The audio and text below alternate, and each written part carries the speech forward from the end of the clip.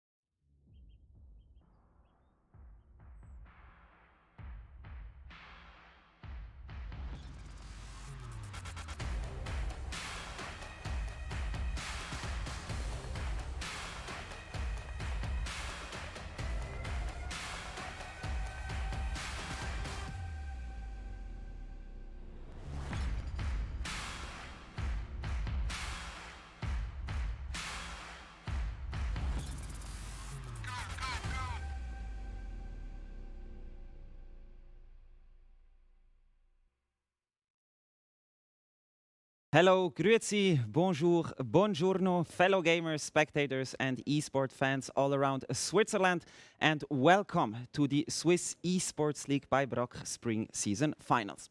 Today is already the second day of our competition. Yesterday we were checking out our best Hearthstone players with Strike Reaper from Mindsanity beating Bozo from Lausanne Esports and taking home his already second title. Later on, we saw a fast-paced Noetic mix beating MYI 2-0 in Rainbow Six Siege, effectively securing them the SEL by BRACK Spring Season trophy. The show goes on today, ladies and gentlemen. We still have 2 trophies to give away, and we're starting with Rocket League in a few minutes, where Edelweiss Esports will face off against Slightly Salty, and we're ending our spring season finals with CSGO and a banger of a match between Red Instinct and GAIJIN. I'm not going to let you guys wait any longer. Let's jump right into the action. Get ready for some sick maneuvers, stylish aerials, and a lot of tempo. Here comes Rocket League. Introducing first the challenger, the team with probably the best short handle inside the entire competition. Please make some noise for Slightly Salty.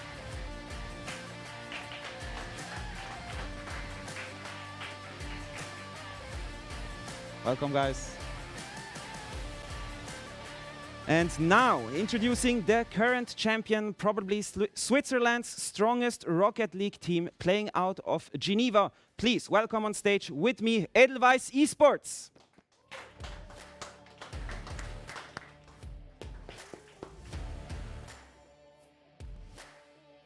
Welcome, guys.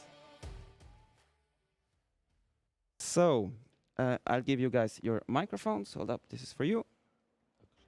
This one for you. I'm going to start with Slightly Salty. Is this fine for everyone? Nice. Hello, sir. Hello. Is it for any of you guys the first time you're playing on stage today? No. Both Juju and me, we've very experienced with becoming second place and third place. So I think today, we're never experienced becoming first place, but I think today is a good day. Nice, I like to hear that.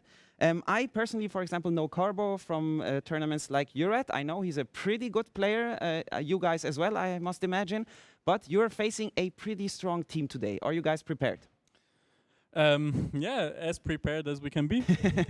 We faced them quite often this season, and since they picked up Polar, their new carry, it's very hard for us to beat them, but yeah, I hope he has a bad day today and then we will win, no problem. You already played them in the playoffs, didn't go too well. Any accommodations or any stuff you changed for today? Yeah, we have a different game plan now, but nice. We don't want to leak it. Of course, up to you. Could you give me your prediction for these finals and maybe any last words you have for Edelweiss Esports? Yeah, so I guess it's a 4-2 for us. And yeah, good luck, Safari. Thank you very much, Safari. To you, I know it's not your first final and it's not your first time on stage, and I think you're going in as quite the favorites today. Are you nervous at all? There's always a bit of being nervous in it. I mean, it's still like a finals. It's still playing on stage. It's like it still means something. But I guess like we have the experience for it. We go in with a good mindset. So I guess it's gonna work out fine.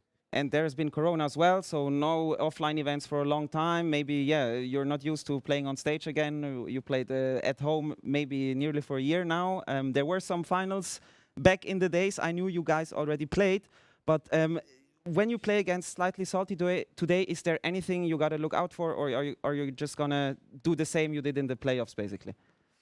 Well, I mean, I heard before that they would chase the ball quite hard, so I don't know about that. Like, we may have to like be careful about that, like not to get just overrushed, but like keep our rotation clean. Make sure if they overstay that we can just punish the mistakes they do with the over rotation. So, yeah, I guess we just watch out what they do and then try to adjust our playstyle towards it. Sounds like you have a game plan as well. Would you mind giving me your prediction as well, and maybe any last words you have for Slightly Salty? I would say it's like a 4-1 for us. I guess they may take a game from us. Like there's always a warm up in the series as well, so we'll see about that. But yes, like last words, good luck to Timo. Maybe this is the day today, but we'll find out. Nice, thank you very much. A lot of sportiness here, I like it. Thank you guys, and good luck to both of you.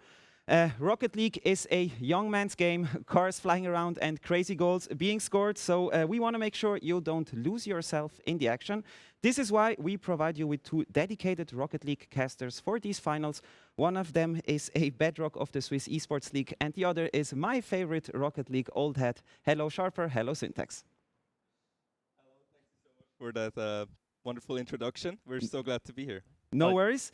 Maybe you guys can tell us how does a team beat Edelweiss Esports? It's a tough one. They don't. Yeah, they don't. It's tough. You know, I mean, Edelweiss is a team with such fast pace. They're so fast on the pitch. Mirror and Sefer, they have been together for such a long time, and that's kind of the thing, you know, they know each other so well. They picked up Polar quite recently. Good luck. And since then, Good luck. The roster has been skyrocketing. I think Polar is a great addition to the team. And we just heard Timo and Sefer say, you know, maybe Slightly Salty will start to chase a bit or try to match their pace, play a bit faster. We'll see if that works out. We'll see if Edelweiss has any counterplay to it. But it's going to be tough for the Slightly Salty side. Definitely, but nonetheless, it seems like the boys from Slightly Salty, they're ready, as you can see it on the screens. And one important thing is, well, I just said they're like unbeatable, but technically they're not unbeatable. As you yourself know, they just got beaten in the finals last weekend, and they have been beaten before, also in the SEL by Coconutters. Seems like the Coconutters are kind of their nemesis, but the question is, Slightly Salty, can these 3 guys be the nemesis of Edelweiss today? You know, they have Timo, they have Carbo, and they have Shuju, as you can see. I think Carbo is a great addition. He's a German player. He's in Germany at the moment, playing from home, which could also make a difference. Slightly Salty is kind of a very new roster that got formed in the off-season. It was kind of a surprise, but they have been playing really, really well this season as well. And I think they can definitely do some damage, especially with Carbo in the roster, but it's going to be tough. So on the other side, of course, Edelweiss Esports. I mean, what is there to say? Yeah, I mean, Safari and Mirror, those are the names I know, and I'm not too familiar with Rock. Well, now I am nowadays, you could say. But I had to catch up on Polar because he was the new addition this season, and my goodness, both Polar but also Carbo on the side of Slightly Salty, they played fabulous in the last few games, and I'm really looking forward to see how the teams are going to handle those 2 players, whether they're actually going to do something special to, you know, intervene them or not. Now, we can take a closer look at how the teams actually gotten here, and if you look at the top side of the bracket, Edelweiss Esports only lost 1 map, and that was against Lausanne. Easy. Easy, yeah, easy.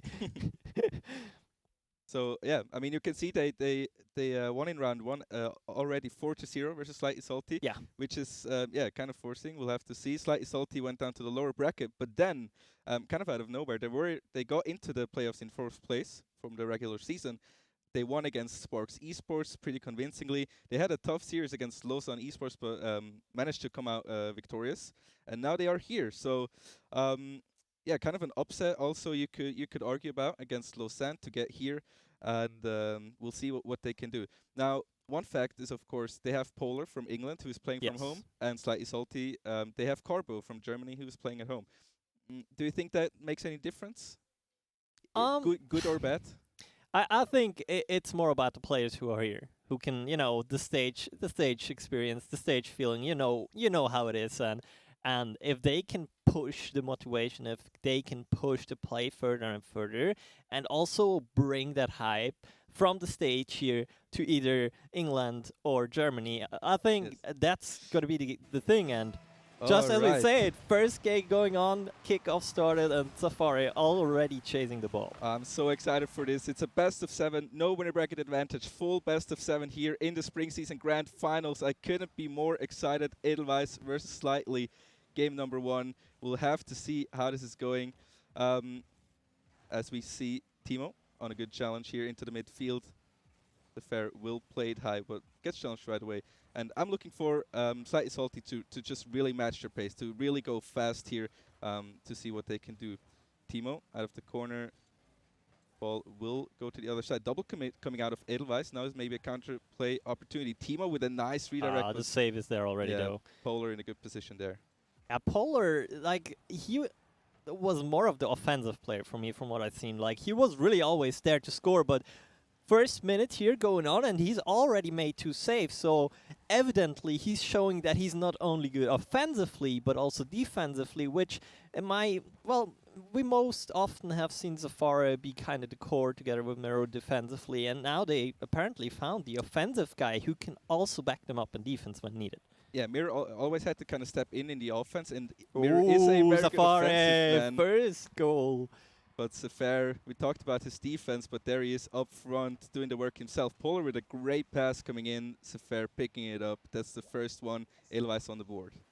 Yeah, first one on the board, and it was a really interesting setup there from Polar, but hard to handle for the Slightly Salty side. And second kickoff, Safari already brings it again on the other side of the pitch. Absolutely. Timo with a clear out to the side.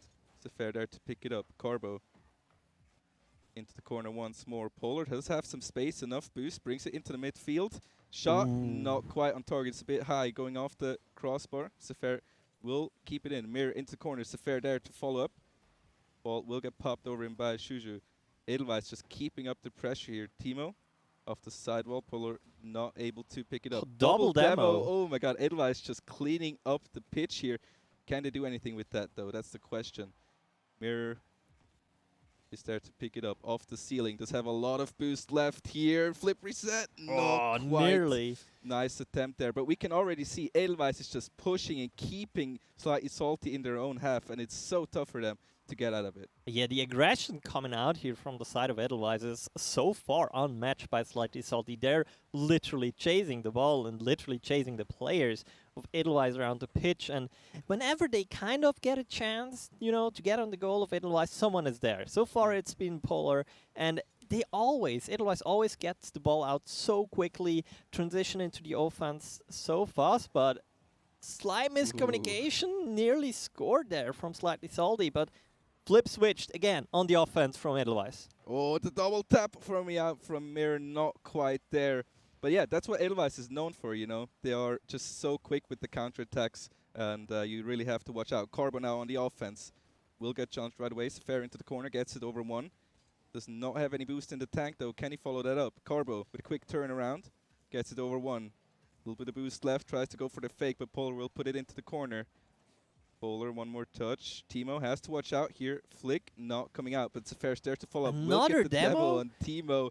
And they're kind of flipping the switch. I was expecting Slightly Salty to go for the aggressive demo plays.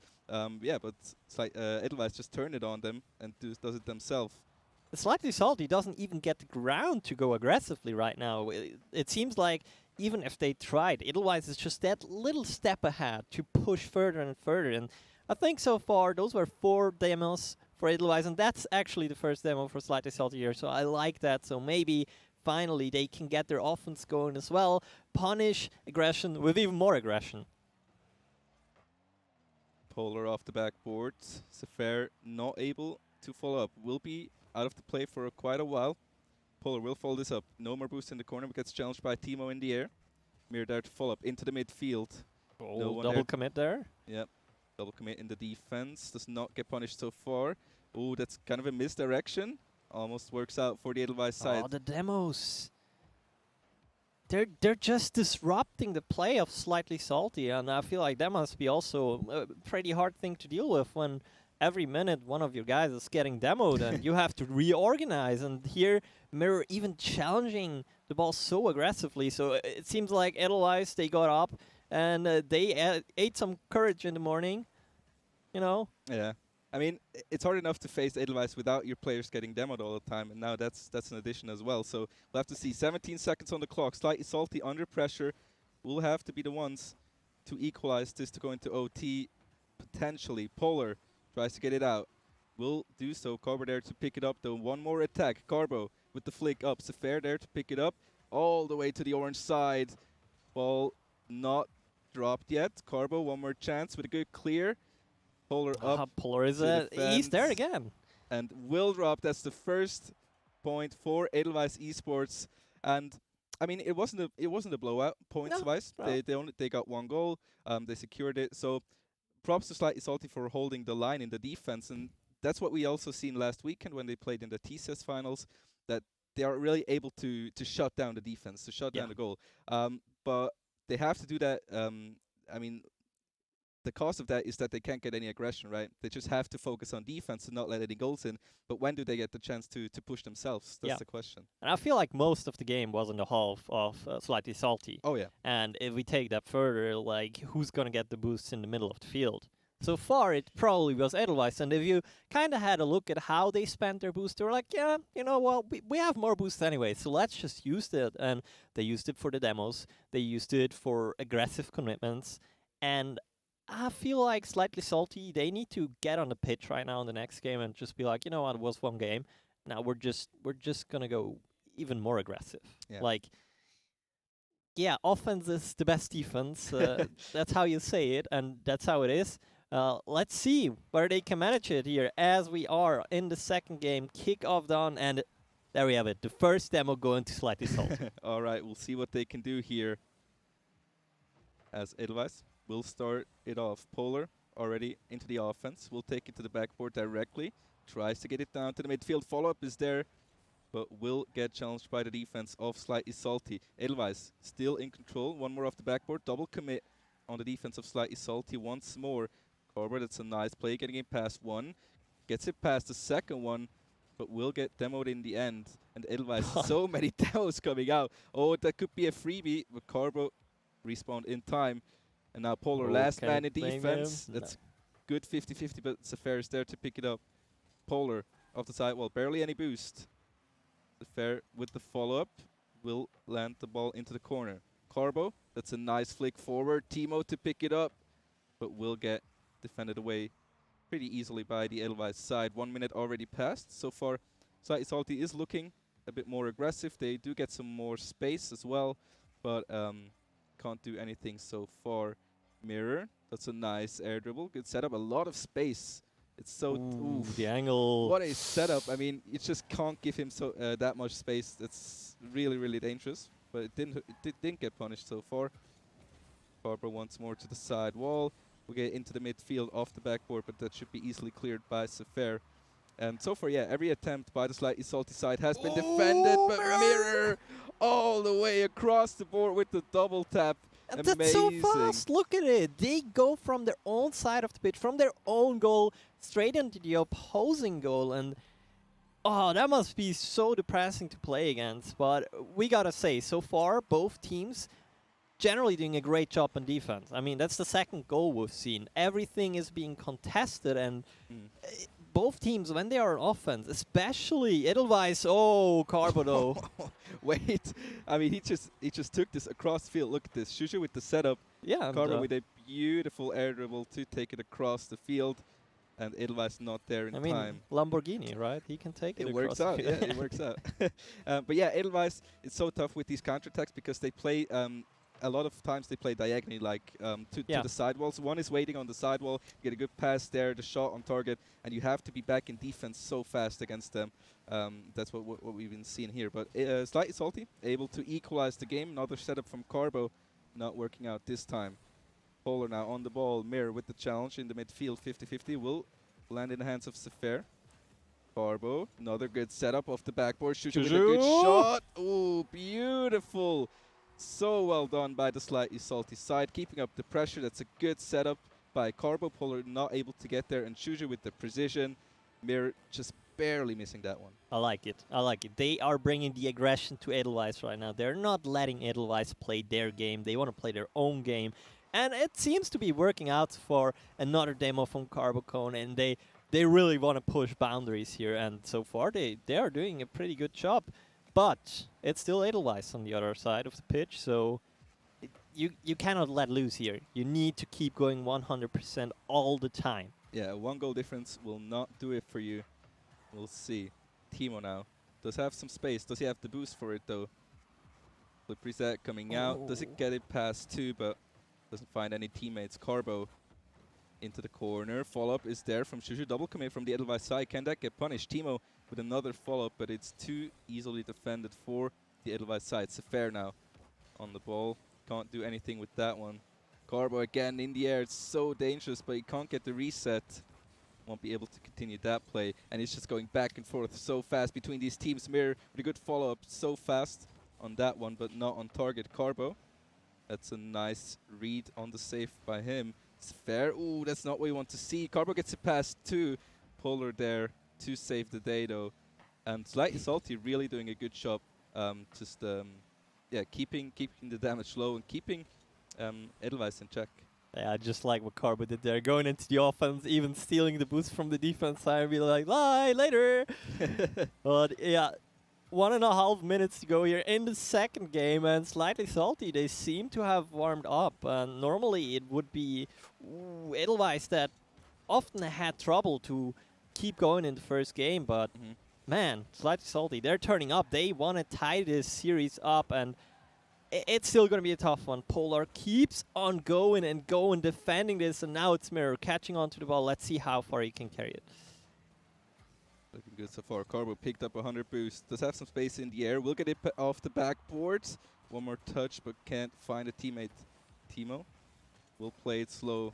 But Sefer gets it out. Shuju with the follow-up off the backboard once more. Polar there to defend into the corner. Carbo will take some time. Does have to flip. Ooh, that could have been a good chance, but Sefer well played in the defense by him. Shuju. Slightly Salty's really turning up in the offense. They are swarming in one by one, as if they were Zerg units in StarCraft or something. And at the same time, they're still doing a good job on defense. And there we go, Shuju carrying the ball into the corner. Let's see if he can get it into center field, but two committing from Edelweiss. And they're having trouble getting the ball out of their own zone now. Sefer, one more chance. 8 seconds on the clock. Still need one more. Sefer into the midfield. Polar.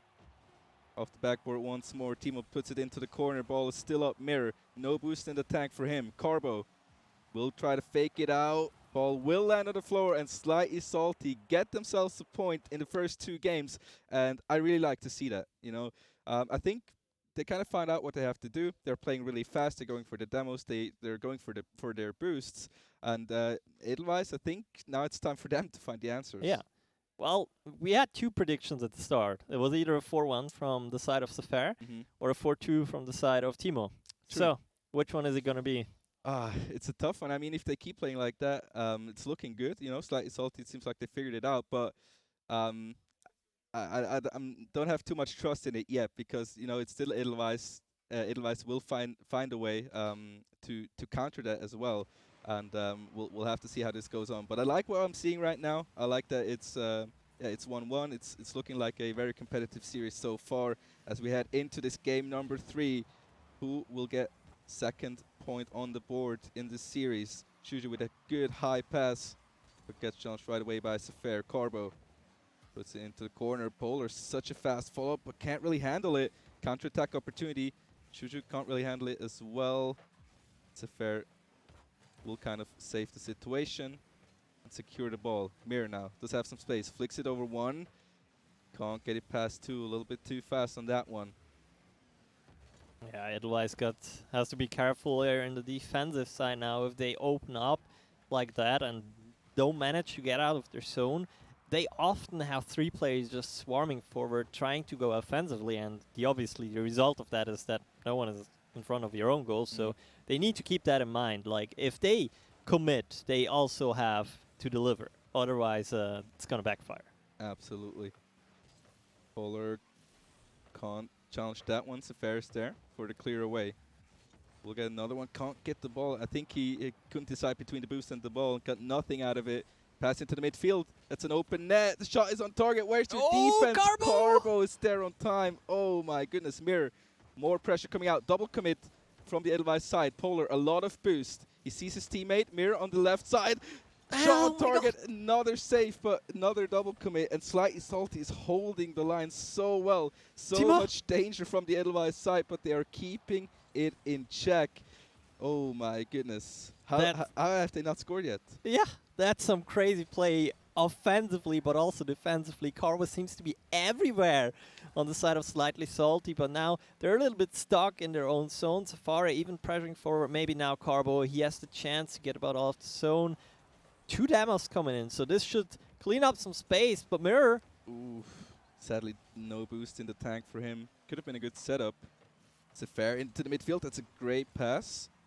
But immediately someone is there to disturb. Yeah, their Slight Salt is really good with the follow-ups at the moment.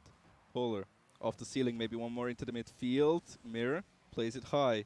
Chuchu is there though. Will get to play it away. Sefer on the challenge. Will get the beat. Carbo, let's get the reset here. What can he do with it though? Oh, little miscommunication there. Maybe Timo tries to take over. And so far, no harm done. Over half the game has been played. No goals scored yet. And this is looking so competitive. And I love to see that. It's fair with another high pass. Polar is there with the redirect. Carbo! Carbo is everywhere in this game. Amazing. And now Timo gets the chance to lead the charge, but already was denied. So Shuju takes over. Ball is caught off in the middle. And there's Carbo, but slightly misangled on that charge forward. Ooh. Still managed to get the bump out though. Nice angle attempt there from Carbo as well. Sefer now on the ball. Seems like he doesn't have any boost in the tank. That's the case. Timo on the offense. Ball will get put to the side. Cleared away. Polar. Nice beat. Another ball into the midfield. It looks dangerous. Sefer puts it away. Polar with a nice pass. Oh, but they barely can't finish it. Would have been such a good counterattack by the Edelweiss side, but they can't get the finish. Sefer tries to get the flick over, and Edelweiss is doing everything, pressuring everything they can, but they're not getting past the wall that is Slightly Salty. Or that is Carbo in this game at least. Yeah, but Slightly Salty doing a really good job right now. They always have the rotations ongoing. They always have someone in place to defend, and this time around it nearly backfired. 1 minute to go. It's still 0-0. Let's see who can dink in the first score in this game. They are getting so close on the Edelweiss side. Polar off the corner. Shuju will put it out. Sefer off the backboard. Can he get the read? That's an open. That's Sefer. What a beautiful double tap. Look at that angle. I mean, the goal was kind of free. I'm not sure where the defense was. Timo, Shuju both up. 1 demo away. That's all 3 players gone. No pressure on Sefer. He gets the angle. That's beautiful stuff by Edelweiss. And there it is. 45 seconds to go. So pressure is on again for Slightly Salty, and Shuju immediately wins the kickoff. Or did I talk too early as Mirror nearly carries it into the net? Last minute save there by Carbo. Ooh. Polar to the corner. Shuju, that's a free ball, open ball for him. Sefer will put it away. Carbo, last man back, will save the situation. But wait a minute. Where's the defense of Edelweiss? Oh, I think they thought they were safe a little bit too early. They swarmed out, got themselves the boost, but an instant counterattack from the slightly salty side, and they get kind of caught by surprise there and equalize the game instantly. I like this. Like, there is no room for error right here. You Yeah. don't have a lot of time to think, unless there are some mistakes, like in the case for the Safari goal, but every time you're on the ball, an opponent is there immediately. 13 seconds to go here in the third game. Let's see if we're going to head over to overtime. Last moments of this game number 3. Can anyone score in regulation time? That's the question. Another high ball off the backboard will get saved away and cleared away by the Edelweiss side. They will drop the time. First overtime of the grand finals. Let's see here who gets to 2 points in the series first. Juju right off the kickoff. We'll get a good read off the backboard. Mir there to follow up. That's a good 50 by him. Where's the follow-up though from Sefer? Polar will be the one to do it. Gets over one. Cannot get a second one. Back but the up. follow-up. Oh, Timo! Timo with the save. This time more pressure coming out from Edelweiss.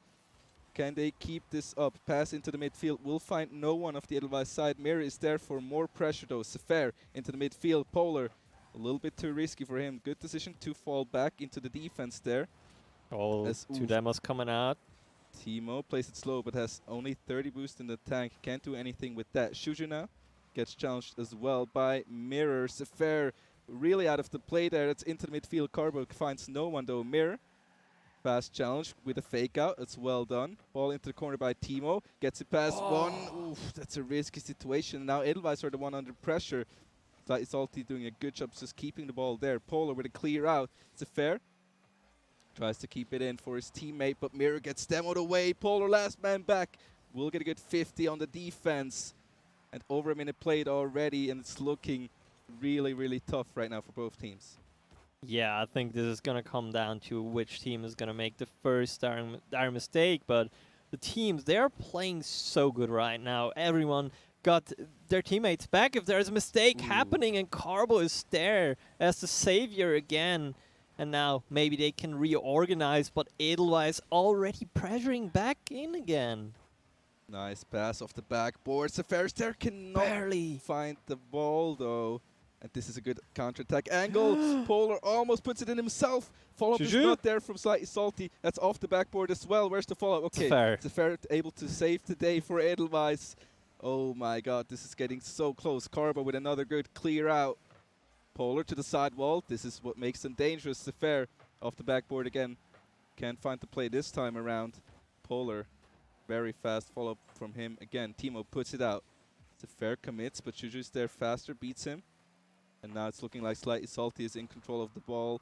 Once more, double commit from the Edelweiss side. They have to watch out here. Will give over possession. Once more, that's a high ball. Timo cannot reach it though. Sefer, no boost in the tank. That's 0 for you. He will have to retreat. And Carbo again with the counter-attack once more. And this is just going back and forth. And I couldn't tell you who wins this game. Mirror into the corner. Polar with a good pass into the midfield, but will get saved away once more by Timo again. And that's an open goal maybe. No, Polar easily defended by him. Mirror into the midfield, back to Polar off the backboard. Oh, doesn't nearly get the double double tap. touch. Oh my goodness. Sefer will keep it in. Edelweiss doing so much work, but they can't finish it.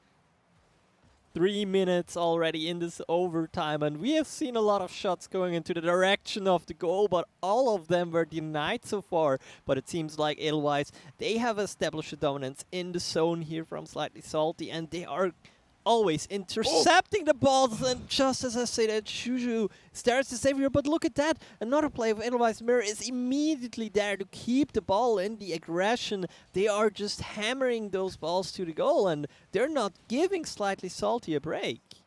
It's looking really good for Edelweiss, but they can't capitalize. They can't finish their plays. Can they continue this though? Mirror off the corner. Sefer with a good shot on target. Shuju there to save it away. Polar with the follow-up off the backboard. Does not have any boost left. Will have to retreat into the defense. Mirror. Not the best touch from him. Carbo all the way up front. Tries to find the demo. But not able to do so. Polar into the midfield. Picks up the boost. A little bit tough on the recovery there. Cannot continue that one. Carbo off the backboard. Sefer there to put it away. Shuju into the midfield. 50-50 Timo and Sefer. Will get one by the Slightly Salty side. Carbo once more is not able to get to the ball. Sefer Not able to beat that one.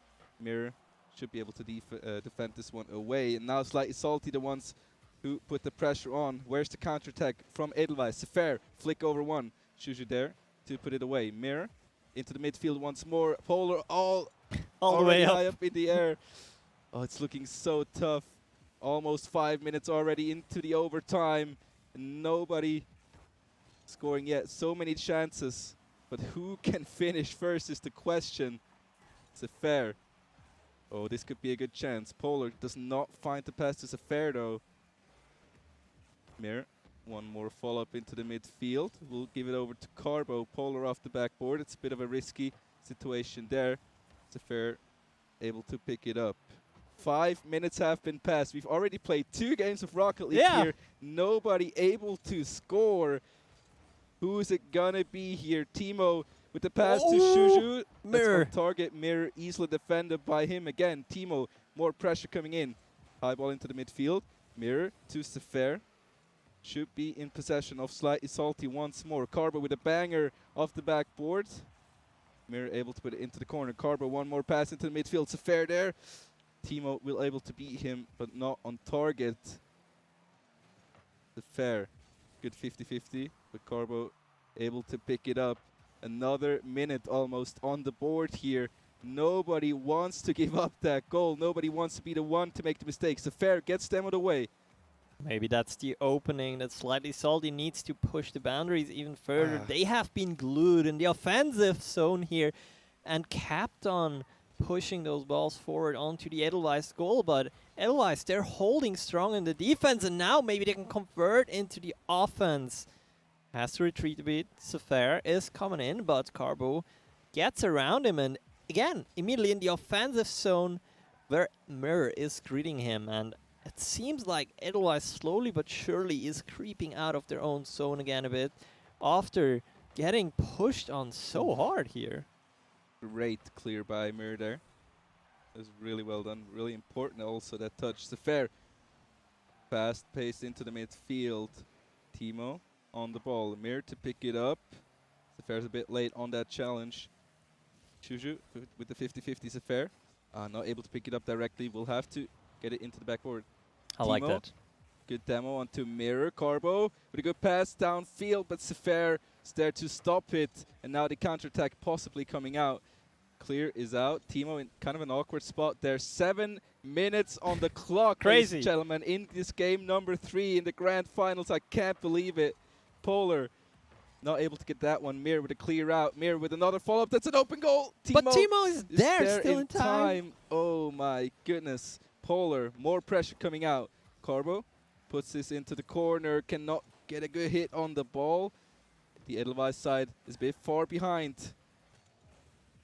Was de-escalated there by Mirror, and maybe finally that's the time where they can set up their own attack again. But Carbo doesn't like the idea of that, but there finally ball is out of the zone, so Edelweiss, they can reorganize, and there is Polar again, who has been playing astonishingly good so far for his team. But yet again, 8 minutes, no goals scored. Oh my goodness, what is happening here? Mirror, one more chance. I mean, we can just keep going, man. Yeah. We don't have to even score a goal. Let's just play like this. Polar off the backboard. Is there going to be a follow-up though? Mirror is there. Another high ball. Sefer with a lot of space. That's it. That's the one into the top corner. Sefer will put it away. And what was that, Sharper? That was 8 minutes of awesome Rocket League. Like, every ball was contested. Whether it was by one guy or two guys, it doesn't matter. I need The some teams, water. yeah, you stay hydrated. It's important. And my goodness, I mean, we've had a tough time keeping up 8 minutes, but those guys, they needed to play those 8 minutes. So, Oh my. yeah, they surely get a minute of rest. And, man, now back to the scoreline. It's that was game 3, by the way. We're only 3 games in so far. The Edelweiss is leading with 2 games to 1 on Slightly Salty, and Sefer, he predicted the 4-1 scoreline. So Still a maybe check, maybe that's the one. Just some statistics for you guys, both in the SEL and in the TCS over the last season here. there were 5 series played between those two. between those two teams, and Slightly Salty only managed to win one of those, and that was in the regular season of the TCS. So, Game Well- 4 is coming up. Let's see if they can tie up the series and play devil's advocate here for the statistics and get that second series in their bag. And what a good one it would be to be the second series, the grand finals here, right? Absolutely would be. Edelweiss on top right now. They are in the advantage. 2 games on the board in this series. They need 4. 2 more for them to take this victory. Slightly Salty. I mean, they have to be a bit defeated after that game, you know, and it's also it's very hard to play such long games. It's exhausting. We'll see how they can carry on here, as Edelweiss will keep on pressuring. Demo onto Shuju. Timo also in an awkward spot. Fair. Nice 50-50 by him. We'll get it over one. Once more, Shuju off the sidewall. Polar there to follow up. Another pass into the midfield. Ooh, what a great pass. Ooh, the follow-ups are there. And Edelweiss is just everywhere. But, you know, Slightly Salty, they have to watch out for the counterattacks or the opportunities for them, because Edelweiss, when they have the pressure, they're playing very far up. And if Slightly Salty can maybe capitalize on that, that will be the moment. We'll have to see. Carbo looking like a good chance, but Polar, what a save. Put this away.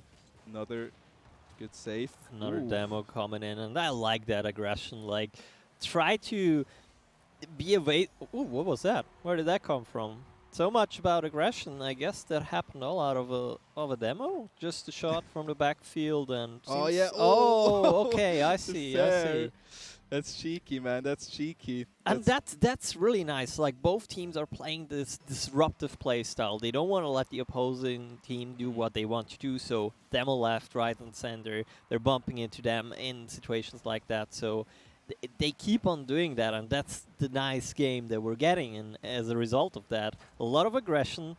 Not too many goals, but many shots and many saves. And guys, keep on going. I like it so yeah, far. I really like that. It seems like they figured each other out and know what to do, and that's why we don't see as many goals. You know, they know how to keep each other in check, and it's just about these small moments, these demos that are so going to be so important in that series. Polar with a great setup, but will be in the way for the shot of Mirror.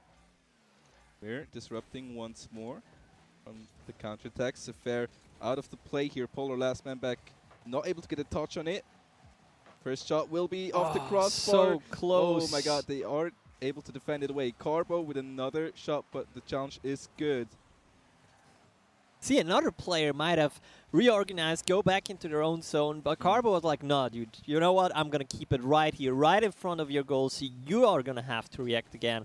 And as a result of that, maybe even two, they were stuck still in the Edelweiss zone. And you see, now finally Edelweiss gets to break out again, but they have to go back, they have to get some boost. Only one of the people of their team can actually play aggressively, but when they do it right. Ball into the corner. Carbo on the shot, and Shuju with a great bump or demo it was in the goal. Let's see this. Shuju with the setup goes right into the net to demo or bump. Who was it? Sefer away into the net. That's a free shot for Carbo, and he picks it up. And that's really well played by the Slightly Salty side, equalizing the game here. 2 minutes left Oh, Timo. on the clock. That's a great That kickoff. was so Oh sweet. my goodness, Timo, right off the kickoff, so quick on that reaction. Gets it past one, gets the flick over Mirror as well. Beautiful. Really well played. Just beautiful. And suddenly we get 2 goals in fast succession, like in 10 seconds or whatever it was. We have 3 goals scored in this game, whilst we had like 8 minutes of no goals in games in the game before. 2 minutes to go. Let's see where Slightly Salty can actually get it back and tie up the series. So far it's looking good, and I like that Timo. He's also all over the pitch everywhere. Like, all of them can be seen everywhere. Slightly Salty in the advantage here. Can they park the bus in the goal though? Can they keep Edelweiss out is the question. Polar, great pass into the midfield. Will give the ball right into the hands of Mirror. Timo already up. Tries to go off the sidewall, but Sefer's there with a very quick reaction on that. Polar up off the sidewall once more. Sefer with a good setup. but Timo should be there to pick that one up. Polar once more. Can he get another one? Not quite. Another one coming out. Polar. Oof, that would have been a very sick shot, but it's kind of a tough angle from there. Not too bad that he doesn't get that one. Mirror. Nicely getting another touch on that one, keeping the play going. But Polar, a bit of an overcommitment. Mirror has to get this one out. Good defense by him. And Edelweiss now kind of bunched up together. They have to spread out, get the rotation back going. We got 40 seconds on the clock, and they still need another goal, or Slightly Salty will equalize the series. Yeah, Demo starting off here, the offense again for Shushu. But Mirror, he's always there, starting their own offense, getting the ball out. But so far they didn't really manage to convert of it. You know, they get the ball out of zone, but then what? What can you do? And maybe that's finally the time where they can do it. Polar, let's see what he can do, but he's denied immediately as well. And they have to fall back, start things over again, make a new breakout. But maybe that's the breakout they need. There we go, ball set up, but just the tick too far off. And I think Slightly Salty will actually manage to get the tie up here. I mean, I love what I'm seeing. I didn't quite expect this to be such a close affair between those two teams, but Slightly Salty, Timo said in the beginning, they have a kind of a different game plan. I think they know what they're doing, and it seems like that's they are. Yeah, that's true. So it's looking good. They're playing fast-paced. As you said, they're playing very disruptive on both sides, which makes it so hard to play their normal game plan. Because Edelweiss, they're kind of used to just being able to run over every team, to just play their game. It works out. Nobody really knows how to counter that. And Slightly Salty seems to have found a way. And now Edelweiss are kind of under pressure, saying like, okay, but we're not used to this situation. What do we do now? We'll see how they can do. Tied series 2-2, and we're already in the game. Mir already scored a goal. Maybe that's just what you do. You just start off the game with a goal, have a nice pad to work with. 6 seconds into the game, and it's 1-0 for Edelweiss. So let's see how Slightly Salty now deals with that situation, because I can imagine that Edelweiss will just play really aggressive now, because they have something to work off with. So even if they get scored on, it's still just a tie, so they're just going to throw everything forward here, and we'll try not to give Slightly Salty any space anymore, because that's exactly what they were getting last game. Yeah, look at that fast play, look at the fast turnarounds and cutting in. Edelweiss is not looking to give them any space now, but it's looking tough. Timo with another follow-up. Mirror just saving away everything, just barely getting to those balls. Shuju. One more off the backboard. Scarbo with a good shot. Oh, saved away. Would have been off the crossbar anyway, though. Shuju, more pressure coming in to Timo. That's a great pass, but gets disrupted as well. Slightly Salty trying to keep up the pressure. Mir takes it across the goal line. Carbo not able to convert. Carbo, another turn in. We'll get it under, but nobody to follow. Polar with a good clear. That's what they needed. Get the ball out. Get some space. And nobody able to touch that ball from the Slightly Salty side. Carbo there to defend it away. Polar now. Good chance. Double tap. Not quite.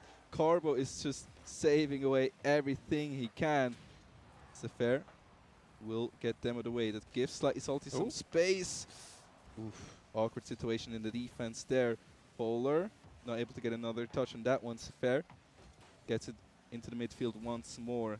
Mir all the way back. Does have a lot of space. What does he do with it? That's a nice pass. On to Polar off the sidewall. It will not be precise enough. And don't forget, whoever wins this game will be on match point. So there's kind of some pressure on your shoulders when you're in a situation like this, because it would be nice to be in the leading position. So far, I'd say this game is more dominated by Edelweiss again. They're having the upper hand, and I'd really like for Slightly Salty to find a way out of that out of that grip. But just as I say that, Polar intercepting together with Mirror. Look at that pass. That's how fast it can go, you know. One mistake, boom. Two of them are there scoring.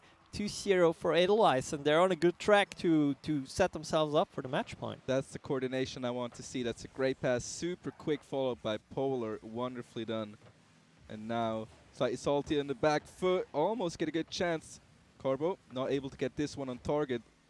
It's a fair there to follow up. Mirror puts it high. Nobody on the backboard. That's so dangerous to double tap. Mirror, you madman. Just Look at amazing. that precision. He knows he has a lot of space. He knows he has time. He puts these ones in. We have seen him time and time again score these double taps. He's just so consistent with it. If he knows nobody's going to challenge him, I mean, you just can't do that slightly salty. You can't give him that space. And just right off the kickoff, Mirror is there again, but the boost is empty, so he has to chase the ball for now into his own zone, grab some new boost. Carbo is carrying it in, cleared by Polar there, but now slightly salty. They are trying to push on. They are 3 goals down. They need to do something to catch up in this game. But obviously that's a hard task to fulfill against such a strong Edelweiss Esports, especially when Mirror seems to be on fire this game. Absolutely so. Mirror will retreat. Polar not able to get a good touch on that one. Juju plays it slowly off the sidewall there. Carbo to follow up. Carbo with a good shot. Polar! Wow, what a save by Polar once more. It's a fair now. Plays it upfield. Polar with a follow-up. Plays it to the sidewall. Can he get another follow-up? Will do so. The flick is on target. Edelweiss is turning up. They are here. They are online. Well, they're actually on lawn, but they are ready to play. Look at the flick. Look at the precision. Edelweiss has, I think they've woken up, man. Yeah, they definitely have. Man, those are some precision working shots here, and it's 1.5 minutes to go, and I think slightly salty. Obviously, you're gonna still on playing this game, but that's a moment where you maybe already start to think about, hey, what can we actually do different in the next game? Because, yeah, Rocket League is a fast-paced game, but 4 goals in a little bit more than a minute against such a high-caliber team, it's gonna be a tough one. Looking tough, definitely. It's fair. We'll leave it to Mirror. Polar, look at that follow-up so quickly. And now 2-man of Edelweiss on the other half. Timo has to react quickly here. Get it to his teammate as fast as possible. Will play it slow though, gets the flip reset. Juju, one more off the backboard. Follow-up is there. Carbo with a follow-up again off the crossbar. But Timo puts it into the top left corner. And some redemption and some hope for the slightly salty side. But timer is on 46 seconds at the moment. Edelweiss so close to be on match point. They need to go ham on the kickoffs, and they've shown us that they can do it. Timo showed it in the last game with the nice dribble, but, well, Edelweiss, they're not stupid either, right? They know how to play in this situation. They're just gonna try to deny as much space as possible, waste as much time as possible, and they will bring this baby home, I think. Carbo, one more into the midfield. 25 seconds left to be played in this game number 5. Mirror will take over. Timo to get a touch on it. Carbo should be able to take this one over, get possession. It's a good 50-50. Sefer well defended. And this one is pretty much set and done. And Edelweiss Esports will get to match point first as soon as the ball touches the ground at 0 seconds. But I mean, they have woken up. The goals they have scored they have been so nice. Mechanically, really, really well played. And yeah, Edelweiss, I think they're definitely here to play. Well, they're not only here to play, they're here to win another trophy. I don't know how many trophies those guys have won already. It's too much to count. Yeah, too many. Like, where does Safari even find a place for them? Like, does he have just a little cabinet where he's like, he has a whole house of them. Yeah, a whole house of them. Yeah. Well, maybe Mirror is gonna get one these days. You know, maybe Safari is that kind of player. But man, you think Safari just keeps all to himself? No, maybe. I don't think so. He's too kind of a player for this. But man, 3-2. We're on potential last match. What do we need to see from Slightly Salty? Okay, so they've kind of been pushed back a little by the Edelweiss side, and it was one of those games that everything worked out for the Edelweiss side, I think. You know, all the goals, all the passes, and the coordination is back, and that's what we know from them. So more And now disruption again? I think so. Slightly salty if they can find it, if they can find the speed and just be on the ball first, because Edelweiss is looking really good on the speed as well. We'll have to see how this goes. Possible last game here. Edelweiss could close this out right away. Can they do it though? Mirror into the midfield. Polar, that's a good pass. Mirror, oh my Beautiful! goodness! Starts it off with a banger. Look at the pass by Polar. Mirror is there and ready to pick it up off the backboard. Look at that angle, ladies and gentlemen. Edelweiss is looking so hard right now. They want to close this out here and now. Yeah, slightly salty. Let's see whether they can follow things up here. They have a lot of time to work with, obviously. But the ball, again, immediately in their zone. And Edelweiss, they're pushing on so relentlessly. Polar has a lot of boost, tries to carry it forward, but gets intercepted by Shu. But look at that. Who's there to assist him again? It's Mirror. And each ball is contested so fastly, so swiftly. Ooh. It's amazing. Yeah, slightly salty. They cannot be scared right now. Now is the time to go. You don't get another chance. We'll have to see. Sefer on their counter-attack. Does have a lot of speed here. We'll get the ball a bit further into the midfield, but Shuju will pick it up. Nice try on the demo there from Sefer onto Shuju, but does not work out so far. Timo off the backboard gets caught out by Polar. Mirror will continue. Polar into the corner. Look at that speed by Edelweiss on the counter-attacks, but Timo's there to save the situation for now. Yeah, so far diffusing the situation a bit, taking out the tempo slightly salty, and immediately once he sees an opportunity is carrying the ball forward, gets it over to Polar, but I think there's no one to follow, or is there? Shuju, what a save! Keeping them in the game with 1 goal deficit, and they are pushing themselves now, so really good momentum coming in there from Slightly Salty. 3 minutes to go. Let's see whether they can finally get the ball out of the zone themselves and actually score. So close, almost, for Slightly Salty Good getting one in. demo. 3 minutes on the clock. Shuju on the follow-up. The goal is open, and they are not able to get there. Slightly Salty will equalize with 3 minutes left. That's a good counter-attack. Total overcommitment from the Edelweiss side. Yeah. Shot is good. And Plus the Sefer- demo. Like, Exactly. they're starting it with a demo, so there's already one player less on the pitch. They can move forward, carry the momentum, and we're tied up again. So now, maybe Slightly Salty, they can take over the driving seat, but Mirror's like, nah, dude, I want to play. I want to get that trophy. Intercepts the next ball, tries to pitch it over to Polar, doesn't quite get it, but look at him up in the sky. But now Safari on the backtrack has to be careful. Gets backed up there by Mirror. And it's a sticky situation, but Polar lifts it up over the net just No momentarily before the goal enters. Man, what an intense game. How did they keep that one out? Edelweiss not wanting to let that one go. Half the game has been played, and we're in an equal 1-1 here between those two teams. Sefer into the midfield. That's a great pass. Mirror on the shot, and the defense is just not there in time. Edelweiss will get the lead once more, and time is running lower and lower. Look at that great shot, and just so close from the Slightly Salty defense, barely not getting to that ball. 2 minutes to go, a little bit more, but we know overtime is a thing if they manage to carry it over into overtime, but they have to be careful here. Mistakes are not allowed anymore, because we've seen how relentlessly Edelweiss is actually capitalizing on them. Zafar gets the ball back into the corner of the Slightly Salty side and even pushes forward himself, and we see 3 blue players are in the corner contesting the ball, but they have to be careful that they don't have no defense. Double demo coming in. Timo, can he carry it in? There we go. A little bit too much offensive commitment there from Edelweiss, and it was capitalized on by Slightly Salty. Nice double demo there, and you know, Timo's like, easy peasy, let's go, tie this game up.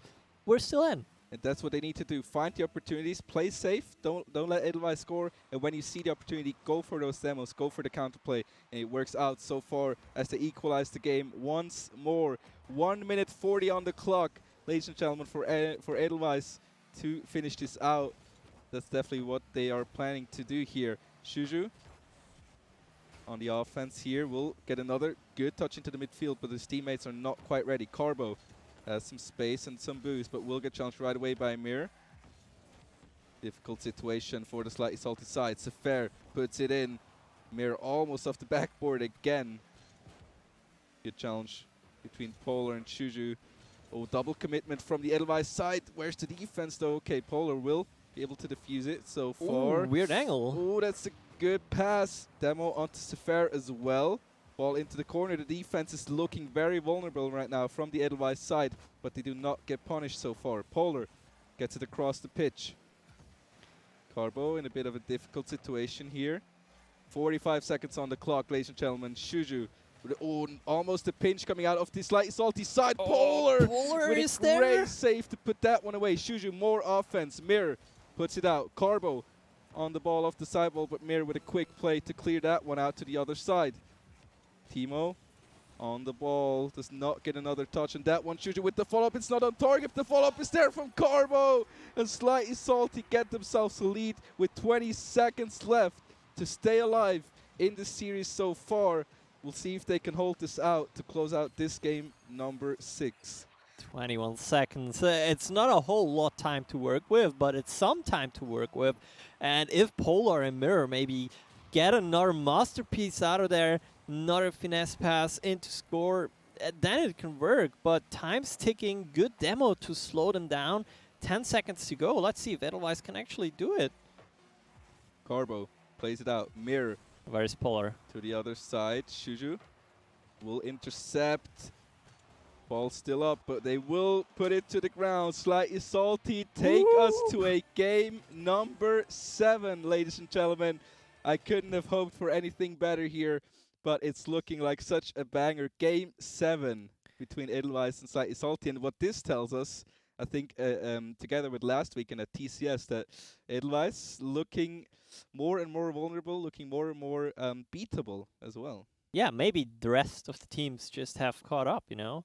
I mean, they're putting in some hours, they're putting in some effort as well, and I just like that they're pushing forward. They're like, yeah, maybe you're Edelweiss, maybe you won how many titles, it doesn't matter to us. We're just gonna push forward, just gonna do demos, we're gonna get on the pitch, and let's see if they get on the pitch with the same mentality, whether things are started off with a demo again. Last game between Edelweiss Esports and Slightly Salty. Who's gonna hoist the trophy after this? Let's find out together, guys. Oh, ladies and gentlemen, game number 7 of the SEL by BRACK Spring Season Grand Finals. Here we go. Sefer puts it to Mirror off the backboard. Cannot find another tap. Polar tries to get in right away. Oh, but that's an overcommitment by Edelweiss. No. And they maybe went in a bit too hard at the start here.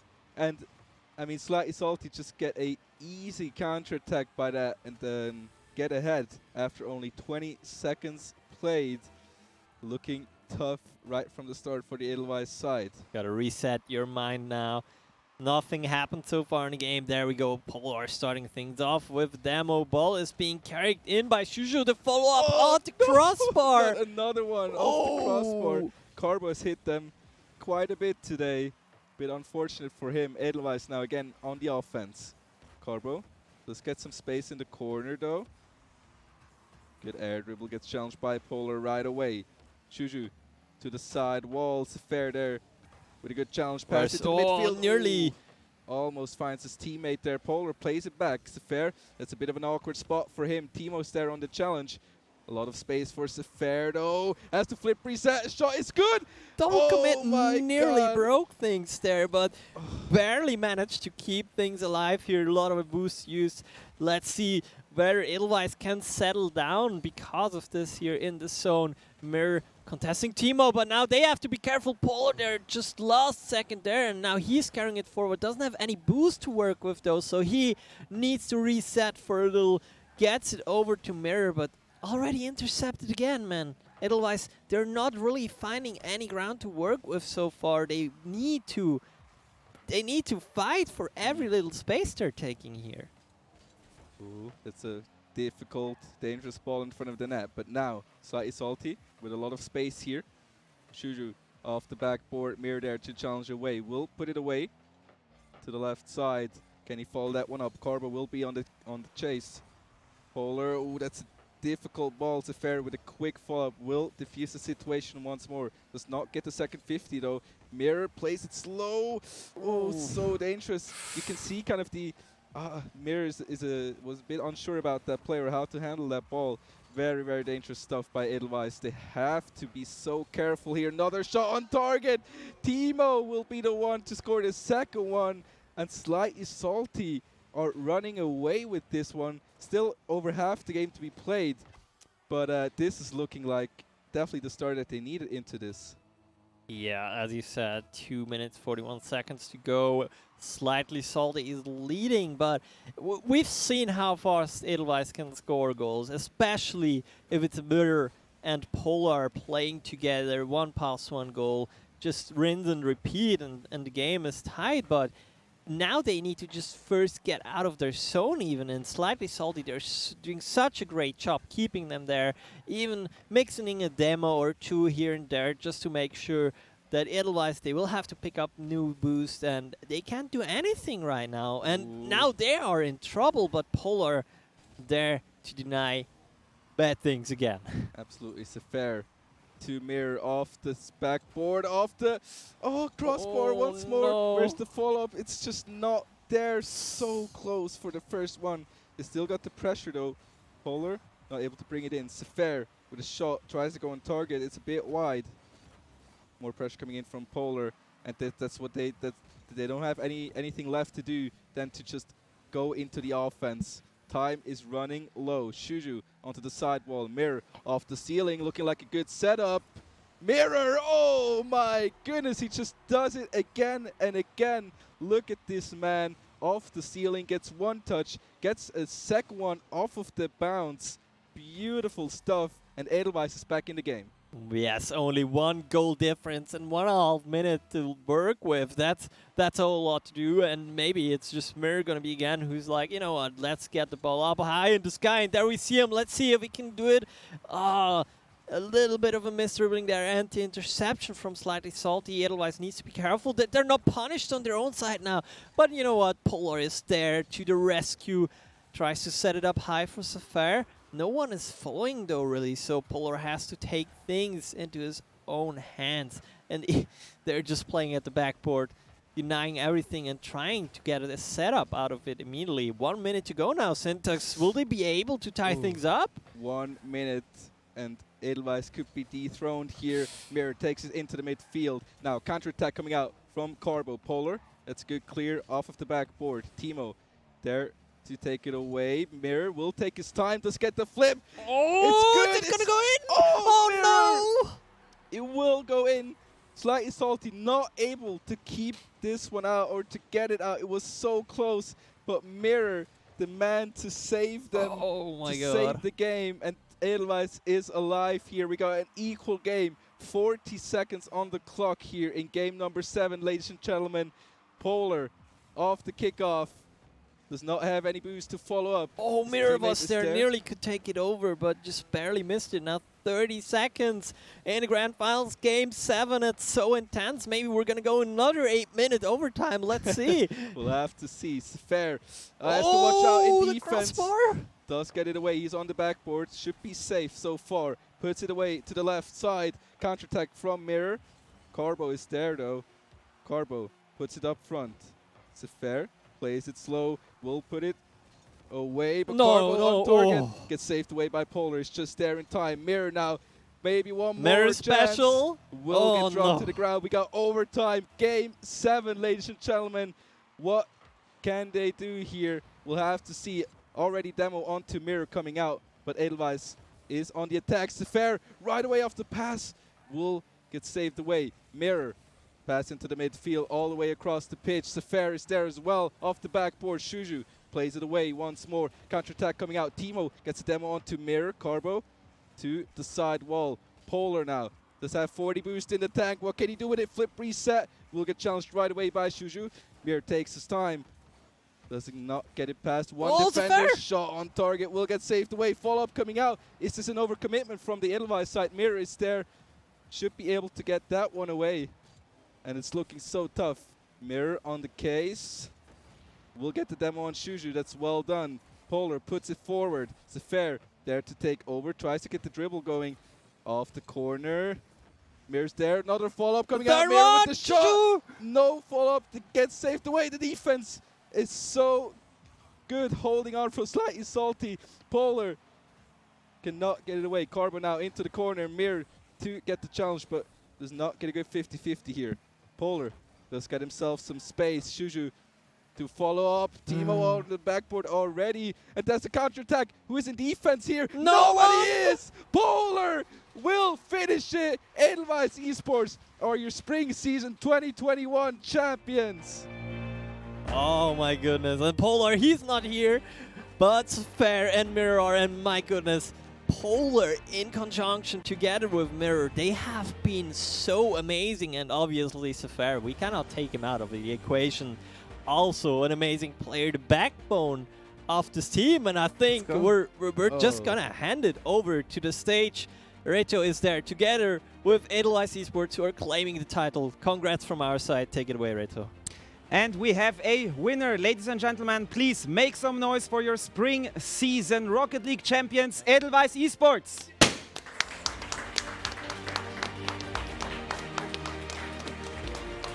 Mikrofon, genau. Wir redet noch. There's still an interview, yeah. So, congratulations, guys. Well played. I mean, what a series. Come on, 8 minutes overtime. Both of your predictions were kind of wrong. It was super, super close. Did all go according to plan? Obviously not, but guide us through your series maybe a little bit. I mean, it was a bit more interesting than I expected, True. to be fair. Like, they played really good, not gonna lie. They played very decent, and it was a really great series. So we're very happy to take the series home at the end. They said they made some adjustments compared to the playoffs. You felt them today, I think, right? Yeah, like they play much different than the playoffs because they had such a strong rotation. They always had someone back. We could not really punish them on their overcommits. So like they had answers to our answers. So it was really difficult to get wins. But yes, at the end of the day, we get it. And I mean, it's a game like the last game. Finish it in overtime must feel good. Can you tell me, do you see any team in Switzerland beating you in the near future? I know there has been not too long ago someone, but I think you will make adjustments on your side as well. But maybe, yeah, just tell me, what does the future hold for Edelweiss Esports as a Rocket League team? I mean, the future's gonna hold something very interesting, I guess, because like the other teams are getting better, so like we're not just stomping the scene. So that's really cool to see, and for us it's very cool as well because like we have a good challenge in these teams, and the upcoming tournaments, they're just gonna be more interesting, I guess. Anyone you would like to name MVP for today on your team, or did you all just perform the same? Or it's a hard question. I mean, I would give it to Miru because he just had the bangers in the end and he made the needed goals for us. So nice. Yes, Congratulations, sir. And yeah, last question. Would you like to thank anyone, shout out anyone, or any last words before I let you leave with your trophy and the prize money? I mean, obviously great thanks to Edelweiss because they brought us here and it's just a great organization. Also, thanks for organizing everything. Thanks for the great cause, for the moderation. Thank you very much. It's been a pleasure to be here, and Same. Thank you for everyone who's been supporting us in the chat. Thank you, guys. Please give it up one more time. Your Swiss Esports League by BRACK Spring Season Rocket League champions, Edelweiss Esports. Well played, boys. Thank you, guys. Thank you, casters, as well. It was awesome to watch. This has been Rocket League Dear Chat. Don't go anywhere, because next on the program is the big CSGO clash between GAIJIN and Red Instinct. Prepare your snacks, get something to drink, because it's getting hot at 6 o'clock.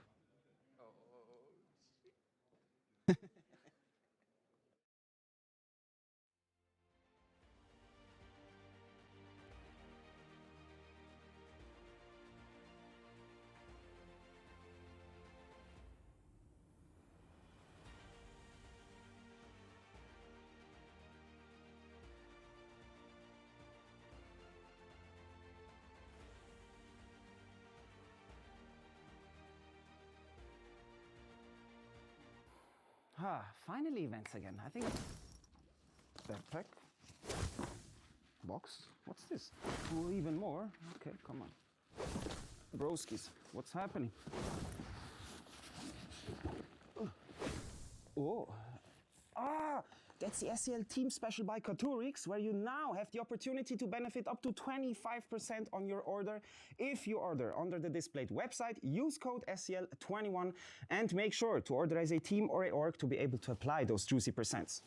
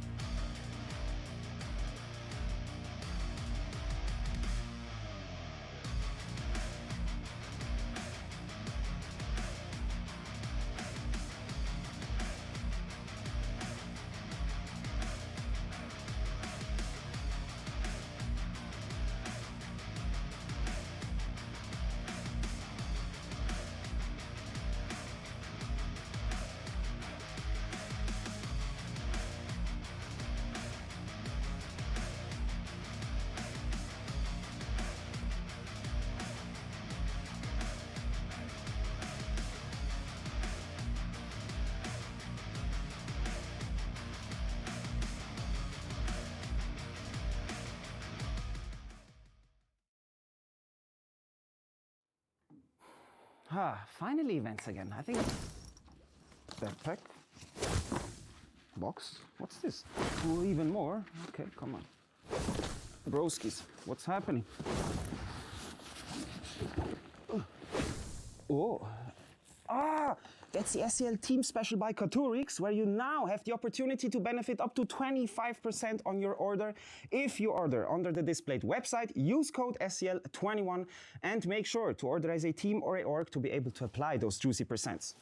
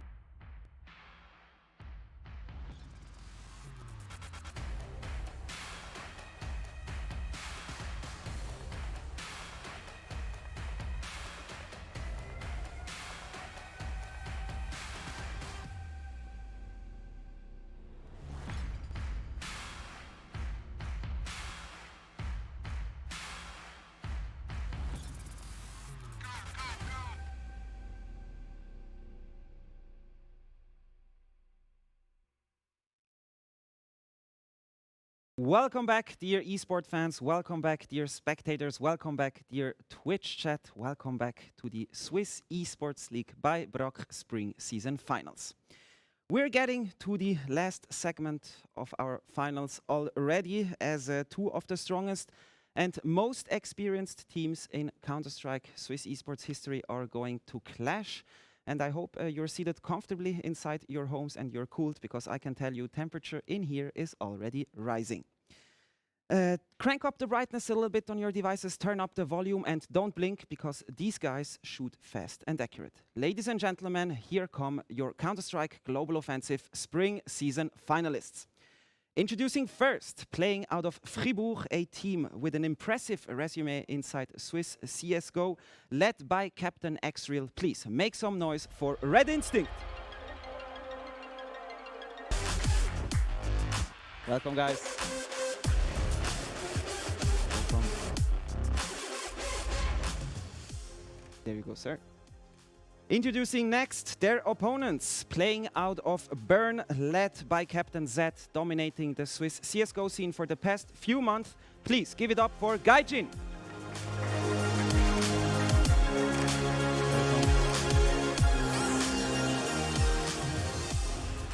Very good, sir. I'm going to start with Red Instinct. I hope that's okay. I feel like today is the day you guys could probably pull it off. I think the league dominator seems a little bit shaky. Are you confident you're going to take home the win today? I mean, it's a LAN final, so obviously it's always something that we've been, thinking about for quite a long time. We know that Rigon is not playing today. We know that they might not be prepared as good as they usually are. Yeah. So basically, I would say that we are ready. Yeah. I think we could really make it today, but we will see how it goes. Do you feel like the chances are higher today than maybe at other finals? It could be, yeah. Definitely, yeah. Nice. And preparation, has everything been going well? Yeah, for sure. Nice. Is there anything we gotta look out for in Red Instinct today? Yeah, we probably will focus on really like team chemistry and nice. Team play. So we could probably see some good, well-executed rounds. So nice. I'm hyped to see that. That's what we want to do at least. Nice. What's your prediction for those finals? I don't like to make predictions, but you don't have to. I could see 2-1 for us. But nice. Might and be wrong. Totally. Any last words maybe for GAIJIN you have left? Yeah, I want to wish them very good luck and to have fun, obviously, because it's always a pleasure to be there. Thank you very much. My dear Zed, yeah, it's not the first time I've seen you in a final, but like I already told Red Instinct, it seems like the league dominator is a little bit shaky the last few weeks. What's happening? Take the microphone a little bit closer. No worries, man. We're sure we have some ups and downs yeah. all the time, but I think, especially on the LAN finals where everybody is excited, yeah. I think there will be sure more confidence around than Yeah. usually, and yeah, we're definitely ready. Nice. I think, as I know your playstyle, you're just going in today, clicking heads and having fun, right? Or any special plans for today? Well, yeah, obviously that, but also try to do less mistakes than usually, Okay. and I think that's the main goal. And yeah. Okay, I don't see many mistakes usually, but if you say so, there will be some. Anything that you think could surprise you maybe about Red Instinct today? I think we just have to be patient. Yeah. We sure know that they like to play slow. Yeah. A lot, and yeah, just keep our patience and just make the moves at the right time. Nice. And yeah. Sounds about right. What would be your prediction for those finals? I would say as a player, we would go for a 2-0. Yeah. But on LAN, anything can happen. Of course, yeah, true. Yeah, just going for the win. Nice. 2-0, 2-1. Nice. Any last words for Red Instinct from your side, maybe? Yeah, we wish you good luck, and let's have a good time. Nice. Thank you very much, guys. So, yeah, as thrilling and as intense as a CSGO final can be, nothing beats an intense CSGO final with a good cast. And guess what? We already got you. Say hi to my caster colleagues for the CSGO finals, Remo and Kairos. Hi, guys. Hello, everyone, and welcome from the caster desk. We are excited to be here today. We are. Absolutely. Nice. Hello, everyone. You can give it to me real quick, and I'm going to ask the question at the same time for the caster's desk. Do you think we're going to have a as close final as we had in Rocket League, or is it going to be a little bit more decisive in CSGO? We've been discussing, actually, the results, and we started with a plain 2-0 prediction for GAIJIN, but looking at the map picks, the map votes, it could be closer, right? It is indeed quite a spicy one. We do see a rematch, as a matter of fact, from the upper bracket playoff finals. So it's going to be interesting because we do have a bit of history between those two teams, especially on those two maps, right? Yeah, exactly. Those two teams have played against each other probably, or on stages probably more than any other in Switzerland. I would wager so, yeah. Yeah, when it comes to that. So there's kind of a bit of rivalry. No trash talk in the interviews, unfortunately. Seriously, I need to address that, though, right? Yes, do it. What's happening here? Guys, where's the fun in trash talking? It's completely lost. We need a bit of spice here and there, you know? They're just way too nice. It's all good and nice to wish the other one good luck and have fun, but then again, you know, come on. A bit of fire. I mean, you can be nice. good at CS, but please practice your trash talking. Seriously, skills. need to work on that. Yes, definitely. We'll get there, hopefully. Probably sooner in CS than in Rocket League. Yeah, probably, yeah. There we go. Yeah, but coming back to the prediction, right? So we did see, as a matter of fact, GAIJIN win that said game. But things have changed a little bit, haven't they? Especially considering the lineup, There's for one example. big factor, yeah. Quite a massive one. Ringon's not playing. Yeah. And I think Xreal has put it quite nicely when he said, well, they might not be as well prepared as they could be. Yeah. Let's face it, they are lacking firepower here. Yes, definitely. Let's quickly have a look at the lineups, starting with GAIJIN. It is Alex, Zed, Merisinho, Fodor, and Trader, who came in for the playoffs, actually, for Rigon. There we go. Exactly. We have seen him play. Yeah. He had an admirable performance, I would say.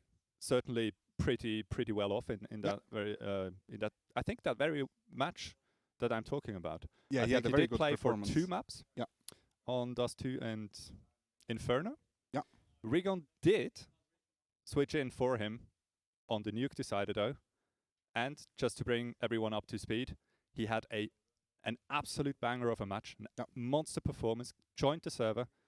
I think hit quite handily a 30 bomb, decided the victory for GAIJIN, and that's the fashion they made it into this final today. Yes, definitely. Let's have a look at their opponents today. It is, of course, Red Instinct with recalled Xreal, Nia, KINGZZZ, and Alex. So, looking at that lineup, more or less the same, like in the playoffs. Yeah, very, very familiar. Yeah. Absolutely. I think we know what we can expect from them. I'm really excited for the information that they're focusing their team play tonight. Yeah. I'm super happy to hear that, especially going up against a team like GAIJIN. It is, without a doubt, the key to success, I think, for them. Yes, definitely. Xreal coming in from participating in quite a few international tournaments. playing for an international My Insanity roster. And who knows, maybe he can bring some values into the team. Oh, I'm sure he can. It's always quite interesting seeing players going abroad and then coming back, bringing in so much knowledge and information about the game to just help the team out in succeeding. We've seen the same with Maniac, right? When he came back, played for Red Instinct, was able to just lead the team and eventually make it such a big success. It also obviously brings a lot of calmness and sort of serenity into a team. Knowing that an accomplished, very, very experienced player is at your side, right?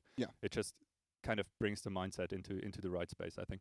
Having a look at the playoff here, on the winner bracket, we do see the winner bracket game 3 was exactly that very game I was talking about, right? GAIJIN versus Red Instinct 2-0. They did bring it back on Nuke on the decider, but we have seen a very, very nice performance from Red Instinct on their map pick of Inferno, and we will see it again tonight.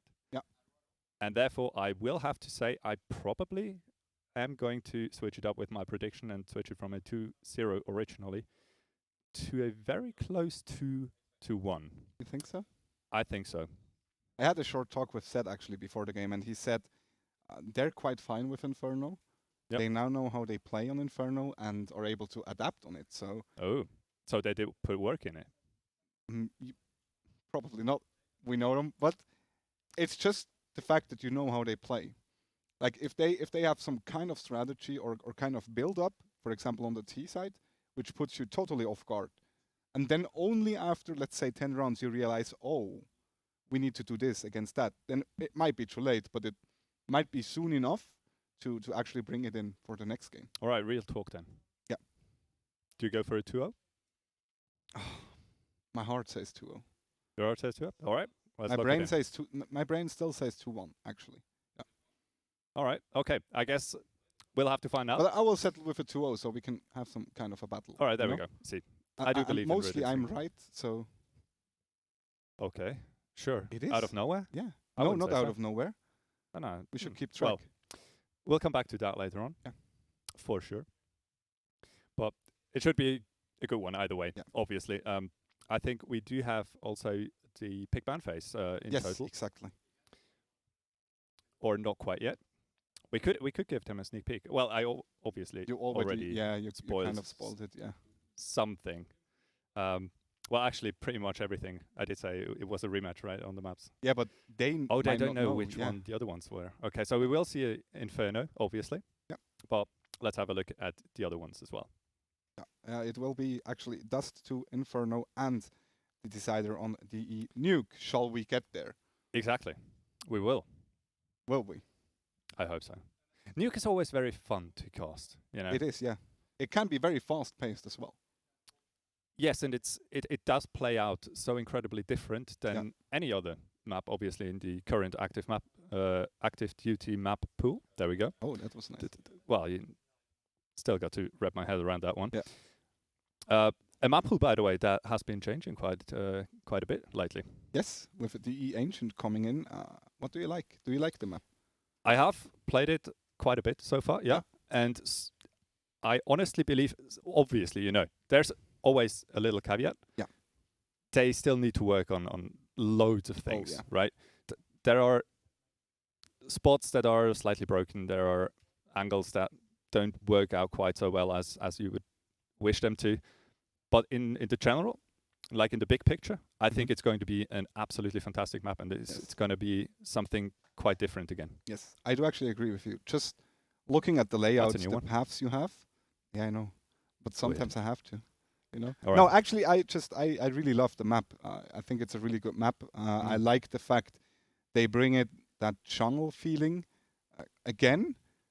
We had other maps with Aztec and stuff like that, or also Cache now a bit, but Cache is not in the active duty map pool.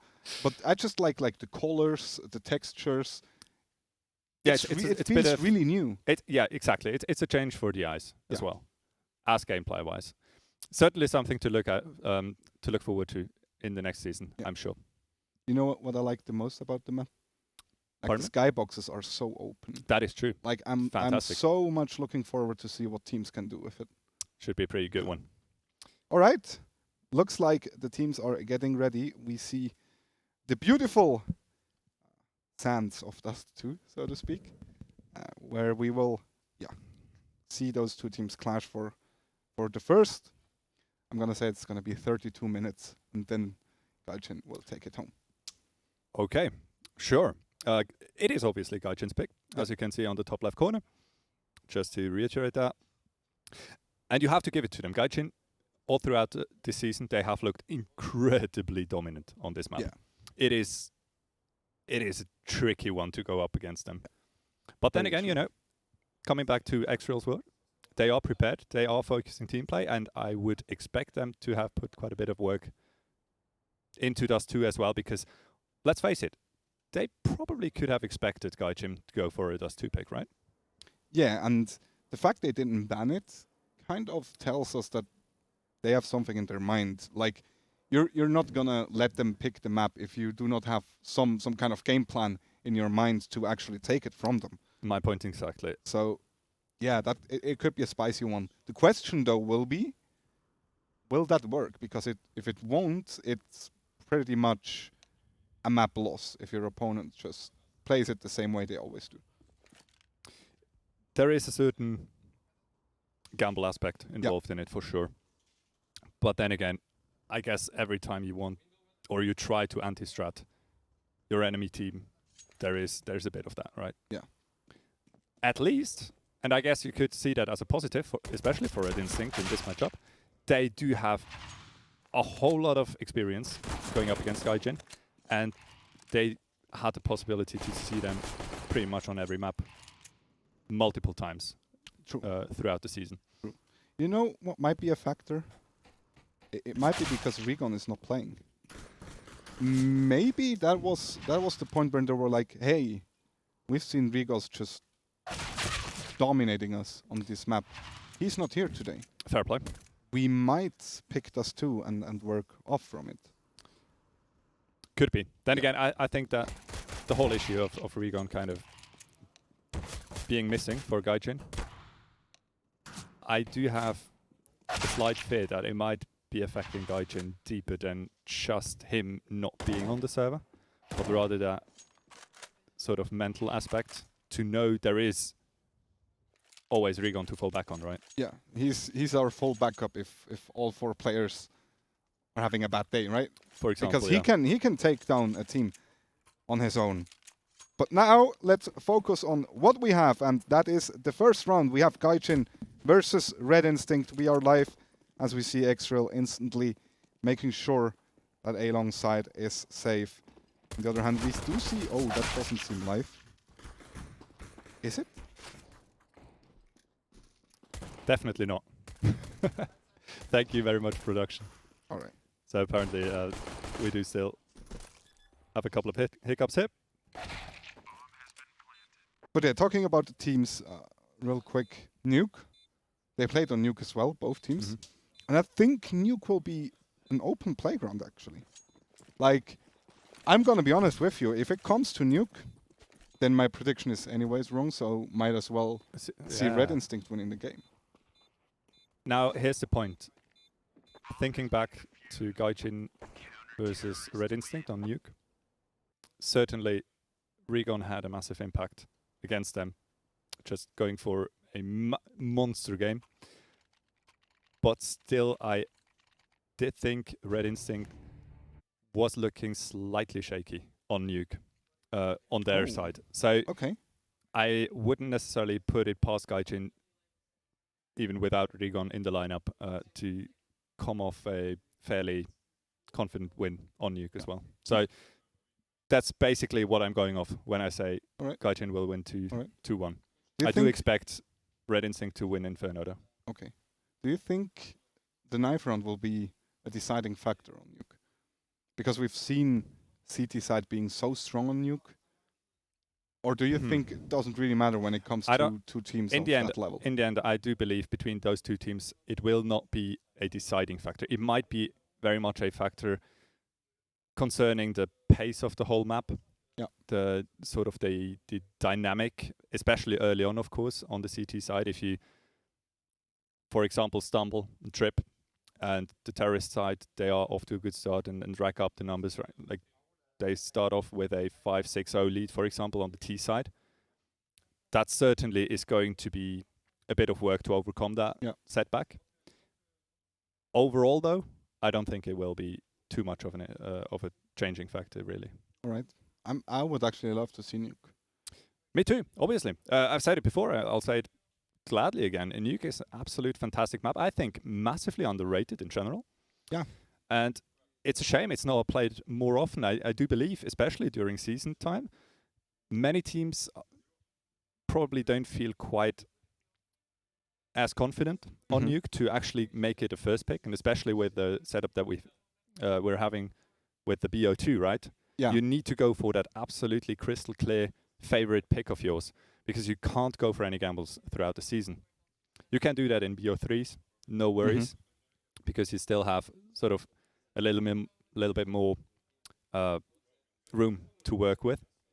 But in a BO2, you just need to get those wins in. And obviously, we see quite often the same favorite map picked by the teams time. Or I should probably say one of the two favorite map picks, because usually, obviously, you get one ban, right? Yeah. And trying to ban your opponent's favorite pick, that goes without saying, is the way to go, right? Yeah, a lot of times Nuke is kind of like on that last 3 to 4 maps. Exactly. But then no one picks it, because everyone is like, yeah, we like playing Nuke, but we're not too sure about it, so we would just leave it. Yeah, and also, it's very unfortunate. If you're like not into those 2 new maps, speaking of Vertigo, and now the next one with Ancient, obviously, then it kind of comes to you as like, well, you have 2 bans. You will need to ban the 2 new maps if you don't have look on them. And then your opponent has so much to choose from. That is absolutely true, and I'm super looking forward to the whole new dynamic, really, around those. I guess those, you could still call them new maps, I guess. Yeah. We have seen Vertigo being played through the season, even in the playoffs, I do believe. Actually, as a matter of fact, I know it has been played. But then again, impressively often it feels like sort of a weird situation where one team is actually quite confident and decent on it, and one team that sort of missed to ban it, or absolutely overestimated themselves on it. So it's quite often a fairly one-sided affair. And with obviously yet another map coming into the map pool, either we will see much more Vertigo being played, because everyone's kind of scared from that fear factor of a new map on Ancient, or actually Ancient will be happily adopted by teams to play. I think that will actually be the case. I think Ancient will rise up to one of the top maps, actually. That would be very, very cool. Yeah. Does it have to do anything with the fact that Vertigo might not be in the space where it wants or needs to be? Yeah, probably. I think Ancient, like if you compare those 2 maps, Vertigo seems to be way less like final compared to Ancient when it actually comes out. Ancient feels way more balanced, way more thought through, so to speak, compared to actually Vertigo. I guess you could say Vertigo probably was quite a ballsy introduction of a new style of map into a very sort of defined competitive map pool, right? So they did take some risks by introducing Vertigo in it, whereas Ancient probably is much more of a common way to go with a map, right? Like, the interesting thing is, I thought they will put something like Season in there. Like, they will pick up Season, refine it maybe just a bit, and then put Season in the active duty map pool, which would have been very cool as well. But coming out with a completely new map, and honestly, it has been accepted by the scene quite a bit compared to Vertigo. People are quite sad to see Train gone, but yeah, me too. What can you? Yeah, I'm sad as well. But what can you do? Like, you need to remove a map. So do you remove Mirage? I would have, or do you remove any other map? The thing is, Train has already been reworked, so I don't think we will ever see Train again in an active duty map pool, which is the sad thing.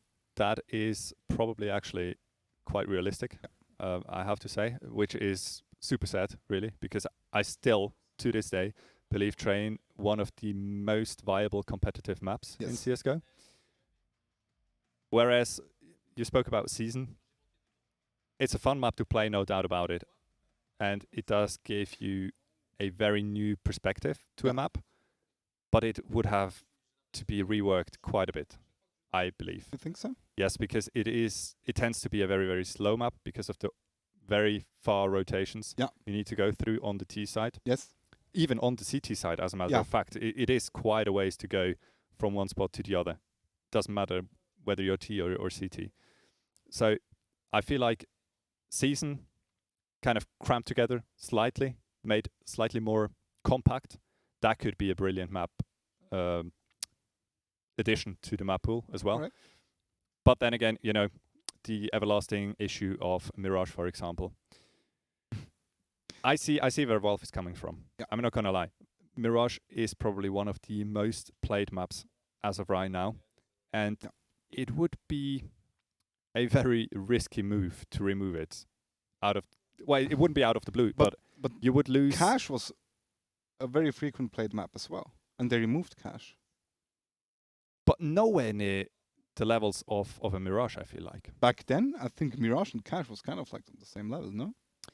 Yeah, but back then, Mirage, in my opinion, was still played back much then, less. But they removed us too. Exactly, and that didn't really go down too well with a lot of teams. Yeah, that's true. So I think that. But it's the a whole good move story to just from like shuffle the whole scene a bit. True. Yeah, I would welcome it. If you would want. That's exactly my point. I personally would welcome it. I can't see them not doing it though, because it is a bit of an aggressive move. Yeah. Which That's is unfortunately, I guess, the more sort of careful approach that they took this time around.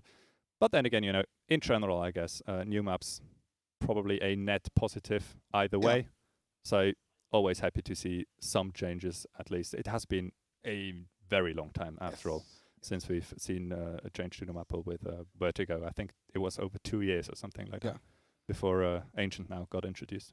World of Warcraft fans crying around because they don't get content updates. Talk with the CS boys. We know how it feels, boys. Yeah. Well, then again, you know, no updates are maybe even better than really, really terrible or bad updates. Are you talk about the Revolver? Or shall we not go Revolver, Krieg meta. I don't know. I could the probably Krieg meta name wasn't bad. a few Tech 9s back in the day. CZ completely broken. Yeah. You know, we've had a couple of updates that were questionable. Very true, actually. I feel like. Therefore, I think. But then again, most of them were kind of botched up gun reworks. Yeah. Whereas obviously maps, it's a whole different story, and in general, new maps are quite welcomed by everyone. By the way, do you know what the most interesting match was during the whole season? You're putting me on the spot here. Yeah, that's like actually quite it's interesting. just one map actually, which wasn't interesting when it goes down to actually like the results out of it. I thought it was very interesting when Mind Sanity picked Vertigo against Red Instinct. Yeah, should have seen that one coming. And lost by quite a bit of a margin, right? Yeah, that was a weird one. I do remember that quite vividly because I did. You did cast it. I did cast it, and I did hype up my insanity to a certain degree. I do take full responsibility for that. But then again, I have my reasons. I did have information about my insanity and their level of involvement with the map and preparation on it. And, well, let's face it, it just didn't really work out for them. Not really. But then again, you know. The second match, though, in the lower bracket, then, it was way closer. Yeah, they did turn it around. Yeah. They didn't win, but it was quite a bit closer. I thought it was also very interesting, by the way. Everything is very interesting. That they picked it again against Red Instinct. Like, you get, let's face it, you get absolutely battered the first day against Red Instinct on your Vertigo pick. To have the guts on the next day to go again and say, we will play it again and we will make it completely different. It certainly was commendable. Yeah. I have to say I didn't expect it. They did go for it anyway. And it's a weird one because obviously you can't really know exactly what they think as a team, as players. Yeah. The first iteration obviously completely went south and everything broke down basically in that team. And I would have to assume from knowing they can perform on the map on a completely different level than what they've shown us in the first go around. They did think, well, we need to go for it again, simply because that's not the level that we can deliver. Yeah. True. And they certainly did. So I guess fair play to them. They made it work. Well, almost made it work the second time around. And I do believe it was still the right way to go. After all, you know, a team that is prepared on a map that you feel confident on, it is probably always the safer route to go for a map pick you are confident with, than to try and sort of, for example, pick into your opponent maps that they might not be as solid on, right? True. And there we go. We are back live. GAIJIN leads the series with a 1-0. And thus... Oh no, it's actually Red Instinct. The scores are the wrong way, as Recalled gets the first kill onto Fodor on top of mid. Very important one. Might spot even more. There we go. Gets the second one. The spray doesn't quite connect. And thus, it is a 4v3. The bomb site is getting swarmed, but Alex, good for one. Is he good for more? NaCl gets one as well. And it's just Mericinho left. Doesn't quite find the frag. Now he does, and he might actually get a plant out of this. The flash is good though, and X-Real does not spot him. Mericinho gets one. In the end, it is KINGZZZ getting the round. That was way too close for comfort. That was absolutely insane. Mericinho, I thought he took already too much time to deal with Alex on site. Almost pulls off the 1v3 clutch. That's a bit of a shaky start here. But then again, all's well that ends well. For Red Instinct this time around. They are off to a, well, rocky but still confidence building start. Yeah. 2-0 over GAIJIN. So looking pretty decent so far. It gives GAIJIN the possibility though to just go ahead and buy up AKs this time. There's not that much utility left, but they knew they took down 4 players with their deagles, so let's go ahead, buy those AKs and fight those potential SMGs, and that's the right call there. We do see 2 MP9s on X-Real and Alex as Red Instinct now creeping up towards A short. That boost's good enough to take X-Real down, and that should probably be the go sign for GAIJIN to take over that site. Not quite yet though. Not happening. They do play the long game. They fall back. Which I, by the way, like very much. To continue playing the advantage with the rifles, but the trades go the way of Red Instinct. For now in middle. B split. Only half of it works out. They have taken the side though. Still KINGZZZ and Recalled on the retake, but with the frag from Trader onto Recalled. It's going to be pretty much a done deal. KINGZZZ still sticking around close to the smoke. Might be found by Mericinho as soon as it fades. There we go. Indeed, will be taken down, and GAIJIN with their first round. Nicely done. Very important. Obviously, we do still see the scores are switched around. Obviously, it is Red Instinct leading the game by 2-1. As we do have a quick technical pause. Yeah. Might give us the time as well to fix that little issue. So, yeah. 3 rounds. Here we go, 3 rounds. What do you make out of it?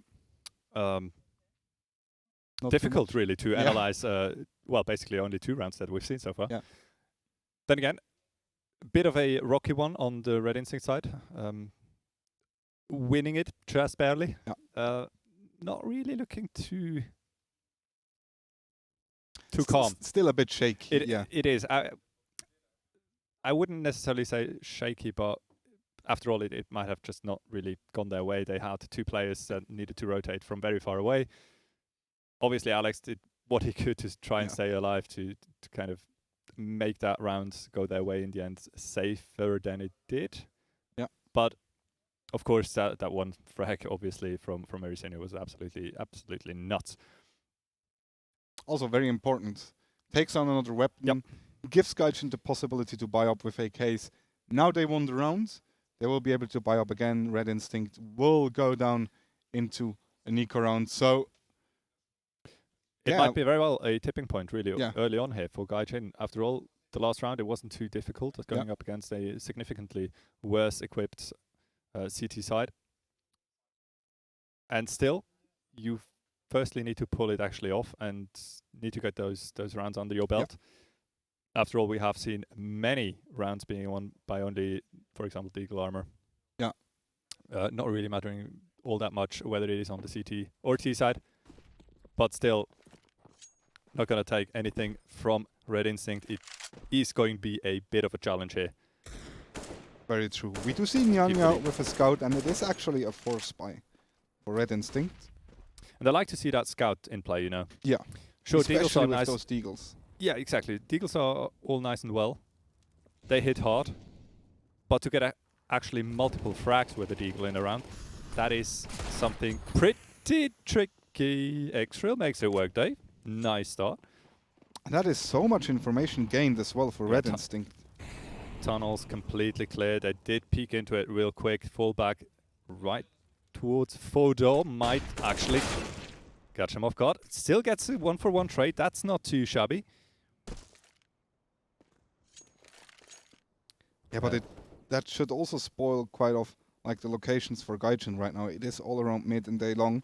We see X-Rail already rotating. The B bomb side is actually open. It is a gamble for Red Instinct, but Alex misses the shot against X-Rail. And Alex gets Marisinho as well. It is just set left, and we know he can clutch these, but it's going to be so hard. Not too much HP on those 3 Red Instinct players, though. So 1 or 2 bullets could do it. But Zed can't connect, and KINGZZZ will take him down. And Red Instinct, by the skin of their teeth, they do pull through. And indeed, make it work with a full spy. Very true. That, on the other hand, puts GAIJIN on a very bad money situation. So it's a back and forth. We haven't seen both teams with full equip yet, but I'm sure we will get there. Eventually, no doubt. For now, GAIJIN can show us what they can do. With pistols only, obviously, they do not have a scout to work with. So that the difficulty level slightly higher than on the past round. For Red Instinct, X-Real can't be caught out too long there in middle. Prolonged fight might have gone very, very bad indeed. As Alex takes over, rattles off a couple of shots. This spot, at least one player go up short, and that's exactly where they're headed. Up onto the A-bomb side we go, still 2 CGs close by, trying to defend here. Okay, KINGZZZ gets 2, and that is so important. Even gets a 3rd. Beautiful frag. Onto And now Fodor, the only one left in middle. Recall gets him, and KINGZZZ with the 4K. What a round by him. That was absolutely marvelous to see.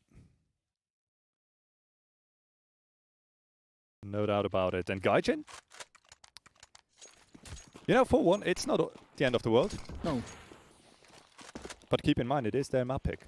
And it is the T side where they should probably show us their brilliance. Yeah, that is very true. And also, money situation still isn't that good for GAIJIN, so it's going to be hard. Marisinho actually only on the Galil. So that means a bit less potential for him. And once again, Red Instinct trying to get mid control. Fodor with a good frag, but recalled. He's ready. Instantly trades, and that is so important. NaCl now spots 2 players towards short. Good damage dealt onto GAIJIN. Gets Finishes both off. Beautiful hold by Nyanya on the A side. And if he moves a bit to the right, he even sees the bomb. Meresino is trying to get it back. Pushes through the smoke. Pretty sure they did spot it. Yeah, KINGZZ. Leads on the radar. Meresino once again trying to put up a fight, taking 2 with him, but in the end, once again, it'll be the end of the line for him. Stopped by KINGZZZ. And Red Instinct sitting quite pretty already on 5 rounds to GAIJIN's 1. And yet again, back to pistols. Back to pistols it is. And I wonder if GAIJIN starts feeling the pressure already. Just losing that one, it's already 6, and the first map, the first half of the first map is already the first half of the first half is already over. A quarter of the map? Yeah. Quick math. You're insane. Yeah, I'm sick.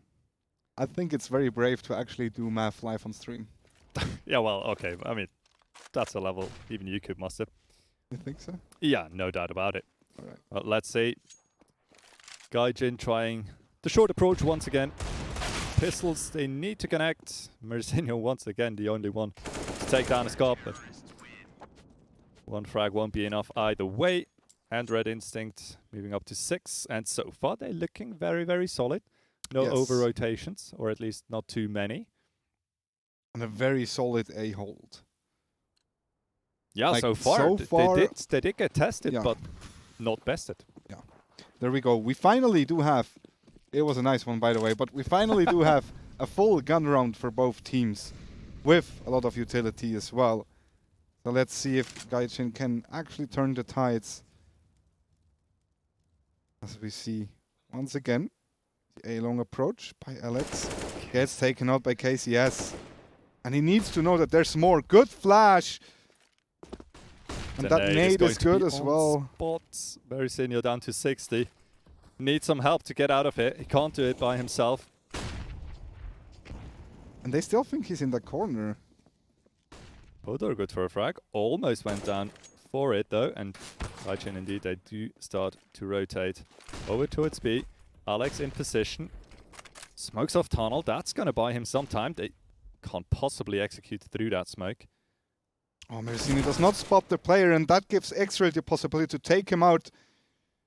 4 versus 2 and a little bit of Fodor. He just needs a little bit of damage to actually go down, but probably still able to work off it with an AK. Red Instinct quite happy to play the sides, 2 and 2, split. Nyanya sees what he did see before. This time, only taking down 1. Putting KINGZZZ on the spot. Smartly falls back, tries to play with his team, coming in through CT. Around the corner they go, and 2 quick frags for GAIJIN. 1 for Trader, 1 for Zed, and Trader indeed will win it straight out against Alex. Finally GAIJIN with the 2nd round. A good one. Also kind of spoils the Red Instinct party there. Looking at their money, it is a force, but we do see 1 scout and Nyanya just with a deagle, so it's gonna be a hard one, but if they actually continue the way they already... Oh, look at X-Real. That's a massive push. Only good for 1 though, and that was an M4 lost. High risk, not so high reward play there. 1-for-1 trade. Certainly favors the terrorists in this very situation. After all, Red Instinct, they need to still cover basically every point of approach. Long, short, middle tunnels. That's such a smart move by can work around that. Yeah. Here we go, the push into tunnels. Not going to work out. Trader's ready. And obviously with 2 frags found while they push upper tunnels, that's going to be confirmed.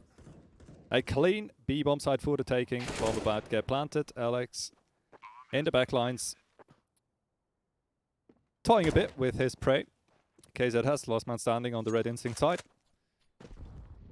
Certainly looking to keep that rifle in hand. Not too sure if Alex has actually spotted him. Trader though did now, so it's gonna be a fight. KINGZZZ gets one, but in the end it is Fodor finishing him off. 6-3. GAIJIN getting closer, and now it is eco time for Red Instinct. So real quick, we could go up to a 6-4 actually. Absolutely, certainly would help kind of the dynamic of the map so far.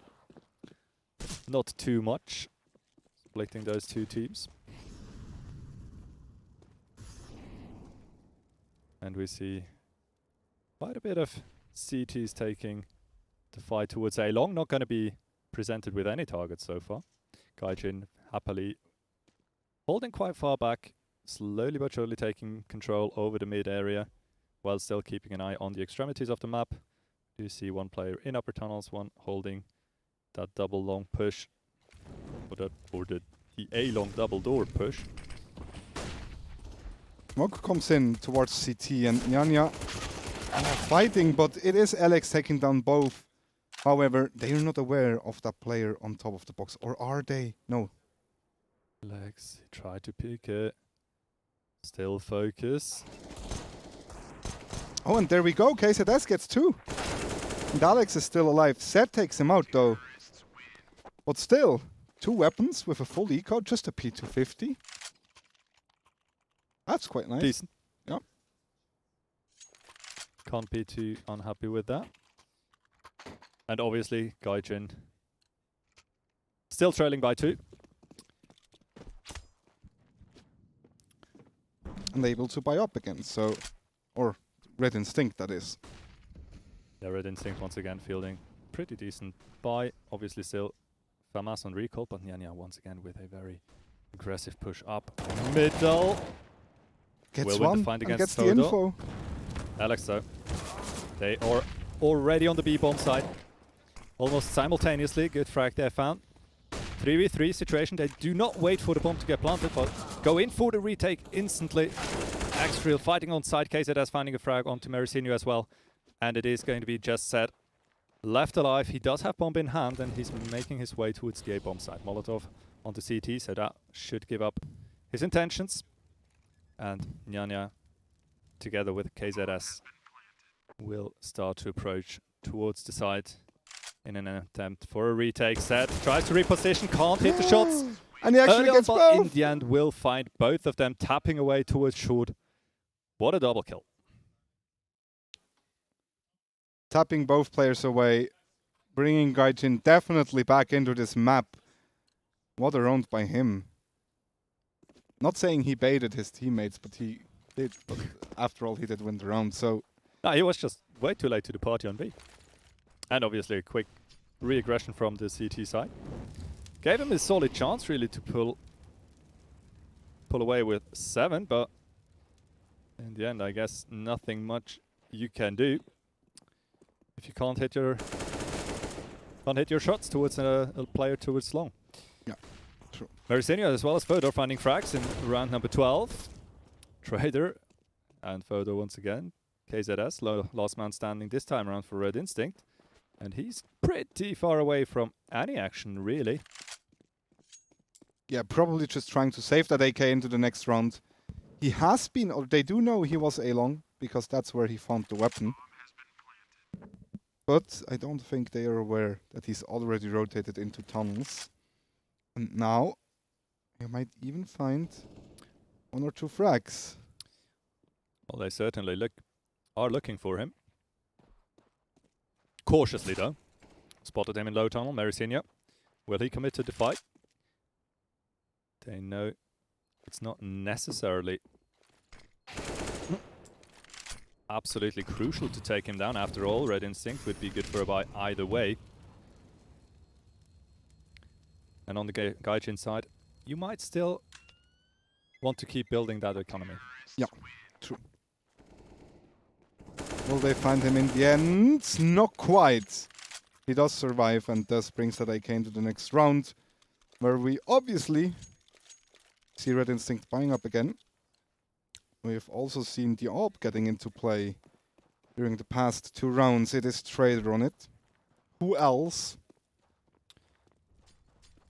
We've seen some beautiful work from him with that gun in the playoff games. And he It'll be already interesting to see found whether the first or not frag. he can still perform with it. Recalled. Sneaky little off-angle position here, holding from CT spawn. GAIJIN trying to test that mid presence from the CTs. No one really gives them a fight though. Recalled, gets tagged by a couple of bullets. Not too much damage done though. So making his way into short, but there are 2 players waiting for him. He has no idea about KINGZZZ, gets taken out. And that gives Red Instinct the possibility to work off of a 1-man advantage. However, Marisinho. Massive frag by X-Real. Very, very important trade there onto Marisinho on long. That allows him to refocus towards short. GAIJIN they have just now lost photo. Alex will go down on short as well. And it's not looking good for Trader. That lone AWP. Probably just trying to survive, but it's gonna be hard, I feel like. I'm sure Red Instinct is keen on taking that one home. He's trying it. Doesn't work out. X-Real with the USP. 7-6 as we're still very close, approaching the end of that first half. It is very much an open brawl, no doubt about it. Very mid-heavy, short-heavy play coming out from the GAIJIN side so far. X-Real once again trying to move aggressively into tunnels. Once again goes down after first frag. I wonder if that 1v1 trade was worth looking at the economy of both sides. Set or a trader might be able to just go and pick up that M4. It also obviously puts quite a lot of pressure onto Recall here on the B-bomb side. We do see KINGZZZ starting to move closer to him to give him some support. Not going to be needing it too much. Well, never mind. That was actually KINGZZ's frag. So he did need the support. Yeah. Silly. Nya. Big whiff on the AWP. Goes out wide into the open. Tries again. Can't connect on the second either. And Alex instantly deleted by Alex as well. Still 1 player to be found here on the A side. KINGZZZ not being spotted so far. Finds Alex. 1 player still planting. He shouldn't know exactly where he is. Wow. And just like that, said, sticking the bomb plant, but not getting anything else out of that round. As we can hear him having a blast. KINGZZZ, what a round once again. He's been absolutely massive for Red Instinct so far. 21 frags on his account. Yeah, that is something else. 6 times he died. Only 6. Yeah, that is... He's been alive during every Red Instinct round win. Like, he was the one making sure Red Instinct bring home. So... Yeah, on the other hand, GAIJIN, it is the last round of the first half, so it is a 4 spy. But not too much they can work with, and probably also not too happy to start the second half with a runs deficit, I can imagine. Probably not. Then again, you know, it is still 6 rounds that they've somehow managed to take home. So it could certainly be a lot worse. Alex with the AWP on the B-bomb side. I don't think we've seen that one before. Yeah, but look at X-Real on the map. He's top mid. Yeah, he knows everything. Yeah, GAIJIN, they need to explode now. What the nade as well. Well, basically already they need to take care of 3 players on that B-bomb side. Alex misses his shot. Somehow shoots in between 4 players, can't get a single kill. Recalled gets free, and now KINGZZZ is here as well. Everyone is already here for Red Instinct. And once again, it is KINGZZZ finishing it off. That was a brilliant move by X-Real. It was probably the 10th time he pushed mid, but this time it was absolutely brilliant. Exactly, especially seeing that every time basically they actually pushed top middle. They got away with at least a frag. Yeah. So, and that's not only one single kill, but also quite a lot of information every round. Very true. And if you do push it, you get the information for free, not even having to take a fight, then obviously you do find yourself in a brilliant position to secure a round for your team. As we go into the next pistol round here, Red Instinct on the T side. Taking a page out of GAIJIN's book, pushing towards that short area. Trader on site, finds the first one. Tries to stay hidden, taps away, can't find the frag onto NaNa. Marisinho on car, just hiding his head. Even finds X-Real on long, and that's the first quick round for GAIJIN as they managed to take down that short push. Yeah, decisive one for sure. Only one player lost, I do believe. As we go into round number 2 here for the Red Instinct T side. Trader holding with the scout towards middle. Might have heard some steps here. X-Real already out in middle, going for the fight. Finds him as well with the deagle. And now it is just Fodor left on the B bomb side. He's been spotted as well, but he gets 2. Is that enough? As Recalled comes in, finds one, and Alex, sneaky beaky, he's able to see all 3 of them. Wow. Misses the shot. But Oh, Recalled only good for 1. KINGZZZ, last man standing. Marisinho makes it happen. Whew. Chaotic. Very, very chaotic indeed. Very nice aggressive move there out mid doors. Opening it up for sure. Very unfortunate that Alex can't actually get a frag there. Seeing, I think it was 3 players, right? He's He had in all front of them. Yeah. What can you do? The deagle. Sometimes it's just not your friend. Maybe he would have hit with that monitor. You just saw. True. Could be. I guess we'll never know. Well, he might go to BRACK.CH afterwards and buy it. Well, he better should. Marisinho somehow staying alive in middle. In the meantime, GAIJIN all around, finding frags. Quick cleanup in mid. Red Instinct going down pretty much without putting up a fight. Yeah. And we've been praising KINGZZZ, but Marisinho as well. 22 frags on his account as well. Seriously, only trailing KINGZZZ by 1 frag. So 2 massive performances by those 2 players. Everyone trying to force the favor for their respective teams, of course. As we do see the game slow down just a little bit as the rifles come out. AWP on NaNa.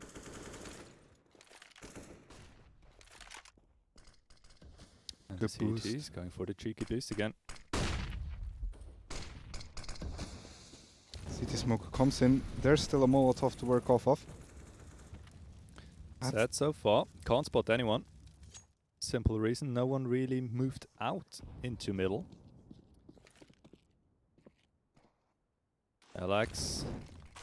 Well-timed Molotov onto short. That should hamper their advances quite a bit. Red Instinct just stuck behind that utility.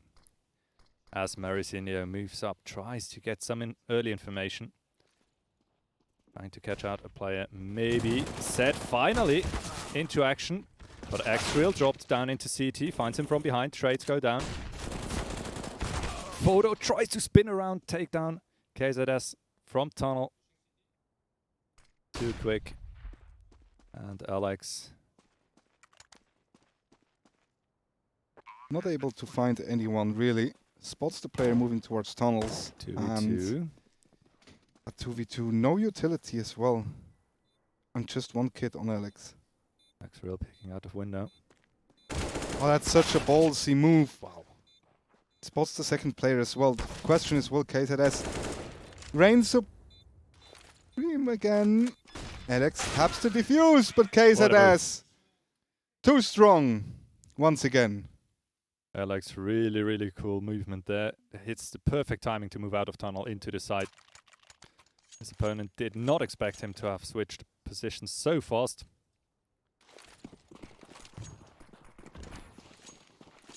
And Red Instinct, they do They do keep the lead. For now, at least. GAIJIN once again trailing by 1 round. Full buys all throughout the server though, and finally we do see another AWP in the hands of Trader.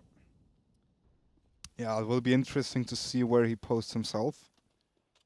Will he be kind of like the rotating player, playing each round on a different angle, or will he just stick to that A bomb side? Or B? Flash is in middle. And also interesting to note, like, the money situation for Red Instinct still is bad, even though they won that round. We do see a Scout and a Galil in their hands, so... Marisinho, currently still in middle, needs to start supporting his teammates on the B-bomb side. Flash is good. NaCl still finds a frag onto both the door. Alex, as well as Marisinho, they try to keep the terrorists at bay. It works out pretty decently so far. Zed finds another frag. Last man standing in tunnels. KINGZZZ couldn't make his way out into the open. Will be found by Alex in the end, and GAIJIN once again equalizing the scoreline 10-10. And indeed, the economy will come back and bite Red Instinct. It's going to be a tricky one. A tricky one Couple indeed. of upgraded pistols and bare minimum of utility for a quick execute or a quick play. Probably not enough for a full execute. It is going to be a quick play. Through short. Nade onto side, 2 flashes over short. I would expect. Trader lying in wait. Oh! Goodbye. Okay, KINGZZZ, he was quite happy about that one as well. Gets one. Will that be enough? Well, if he continues the way he does. And that also triggered Red Instinct in just falling back. Looks like they won a challenge long where Zed is posted and waiting. Yeah. But Zed has such a good off angle, I don't think... Oh my god, that flash is beautiful. Zed still gets 2. Gets 3. Might even get 4. No, it is recalled. Taking him out. Still massive hold by Zed. All by his lonesome. Positions himself perfectly. Re-peek. Not going to work out against Trader. Too fast. Even when he needs 2 shots. And for the first time, we do see GAIJIN taking over the lead. As both teams are finally able to buy up again and continue the shooting. As this time we see a fast push towards A long. Alex is just moving out. It is Alex taking him out. Yeah, finally the fight goes down towards A long early on. The CTs definitely have the number advantage though, and they are forcing the terrorists back. Once again, trades go down. And we end up in a 4v3 situation. Massive damage taken by X-Real will be finished off through the walls by Alex. Trader easy pickings on short as well, already focusing towards long. Recalled last man to be found here. Spotted as well now by Trader. Difficult fight to take. Dispatches of Marisinho instantly though.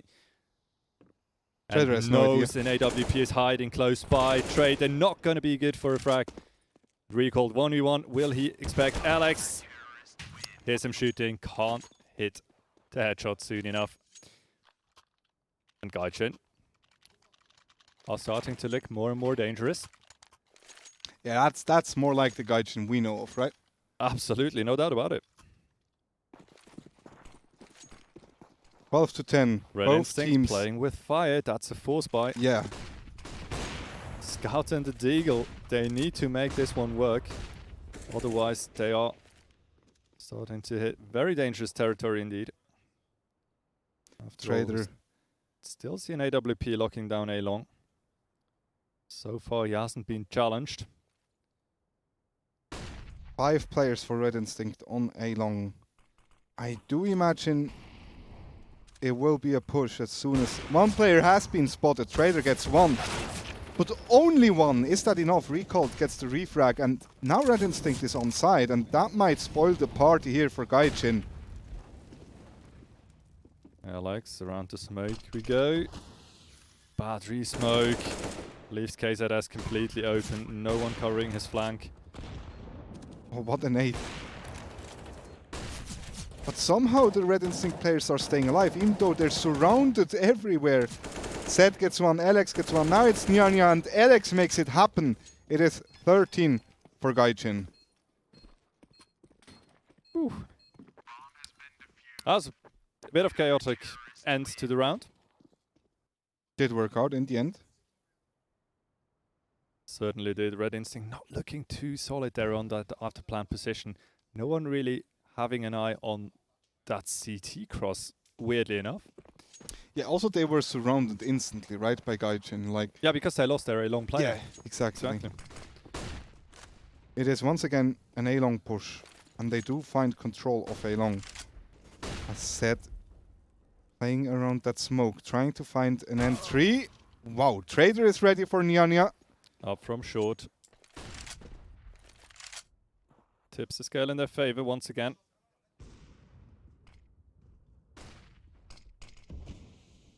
And we do see Maricinho with a lot of control on B tunnels. So that instantly triggers 2 players towards A, 2 players towards middle. Everything's covered, and Maricinho ready for the back stab.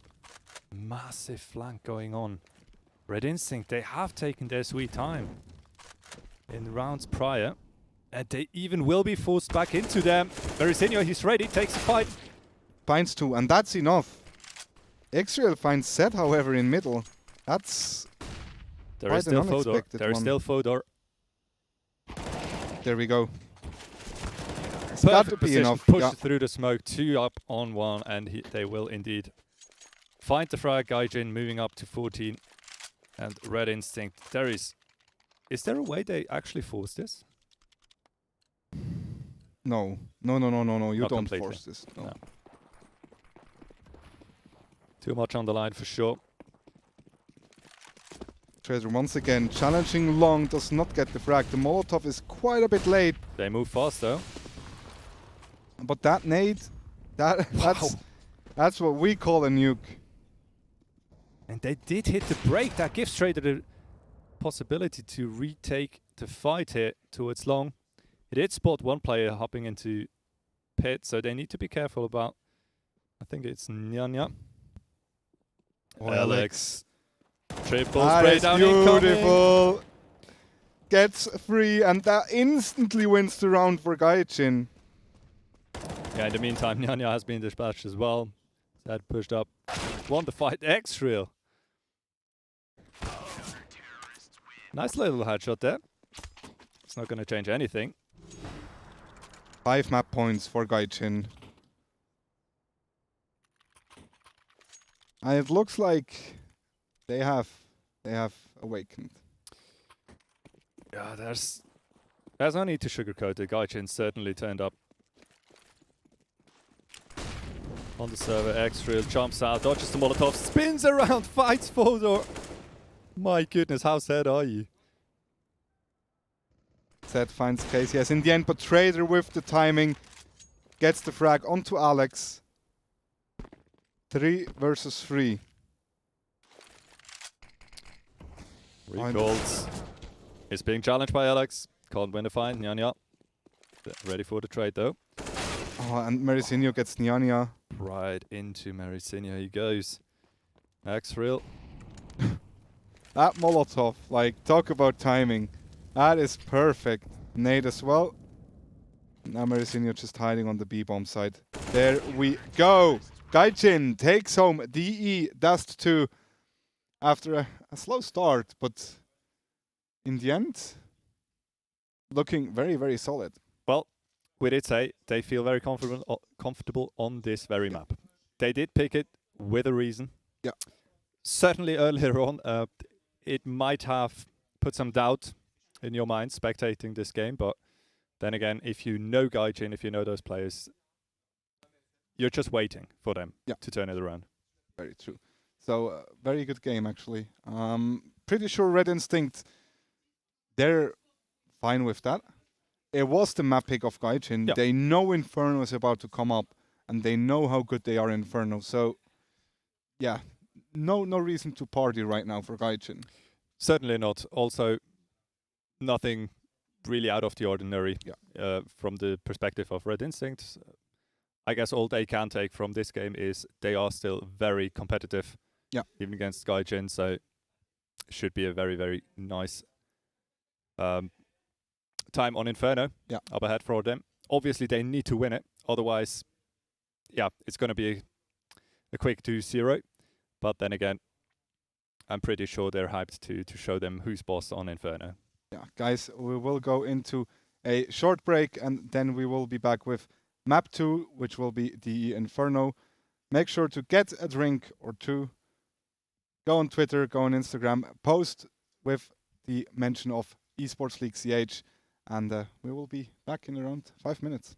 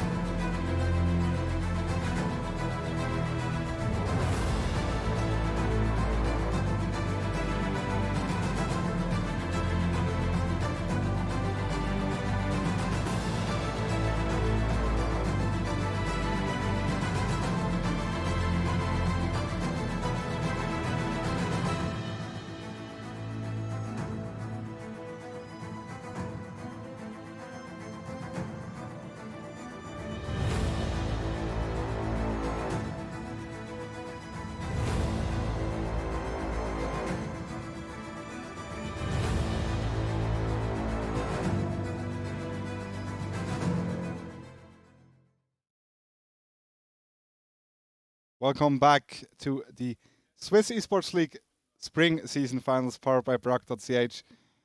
Inferno. Red Instinct's map pick. Yes. Will they take it? Yes. All right, let's head into the map. No, seriously though, I'm going to stay with my prediction. 2-0? Yeah. GAIJIN is... Yeah, no. Yeah, they've awakened the beer. Certainly, GAIJIN, they did come alive towards the second part of Dust 2, no doubt about it. Absolutely dominant performance there to close it out. But keep in mind, Red Instinct, Inferno, they do just go together very well. True, but I do think GAIJIN has a trick up their sleeves. Oh, do they? Do you have any information on that? I think so. No, I do not have any information about that, but I think so.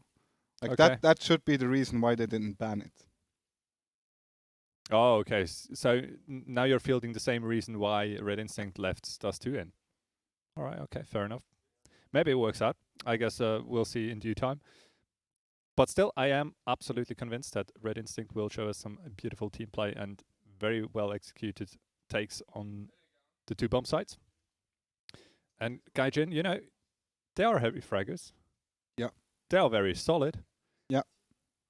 Team play-wise, they are lacking a little bit from time to time. So there is certainly a slight opening, or even more, for Red Instinct to exploit. And in all honesty, having seen how they played during their last matchup, I have absolutely no doubts. They have the chance to bring it back into a 1v1.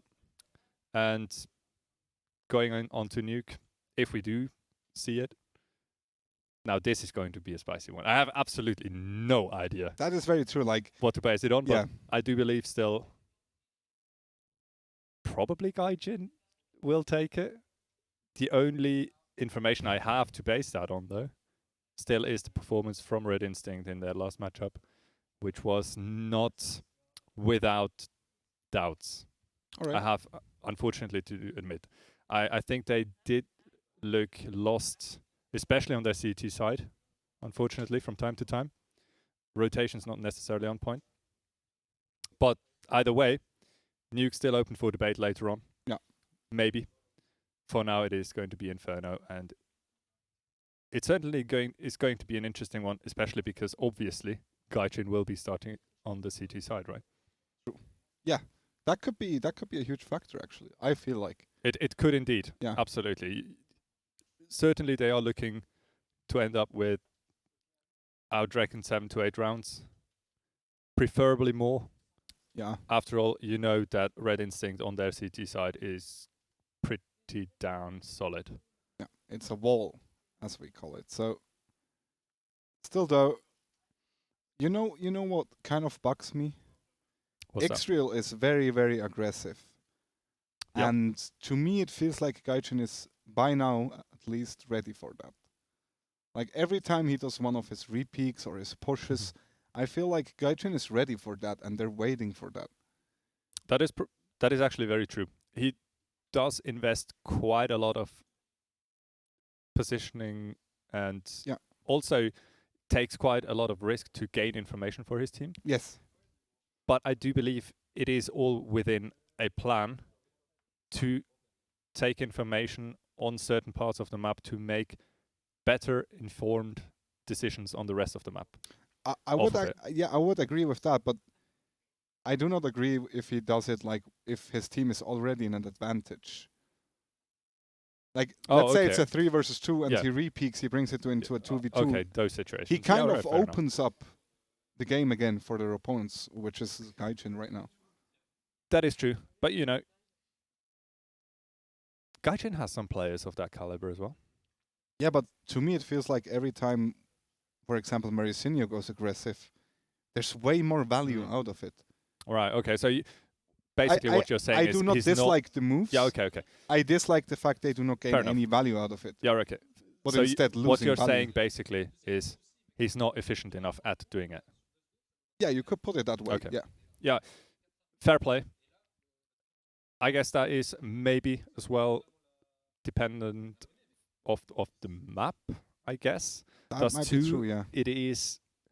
Every push in Dust 2 is paired with quite a significant risk. Yeah. Because you are forced to expose yourselves to a lot of angles if you do want to go for aggressive moves. Be that upper tunnels, you kind of sort of isolate yourself in a very tight space, right? So that comes with an inherent high risk. True. If you push middle, you're obviously exposed to flanks from catwalk, lower tunnels. They can move around you. If you push out long, you sort of position yourself so far on one corner of the map that should they hit the other side simultaneously, you're basically out of the play. Yeah. It is not an easy map to work with those kinds of pushes, right? Yeah, very true. Dust2 has those kind of like, you can nearly draw lines on Dust2, where it's like, this is CT territory, Oh, absolutely. this is T territory. It's one fat middle right through the middle. Yes, exactly. But On Inferno, however, those lines or zones are a bit different. Like, if you think about Banana is always a huge battle, and Banana gives you the possibility to actually retake that area. Same goes for the apartments. Yep. The only real like threshold you have is on middle, maybe. Top but of even mid. then, Top top of mid, yeah.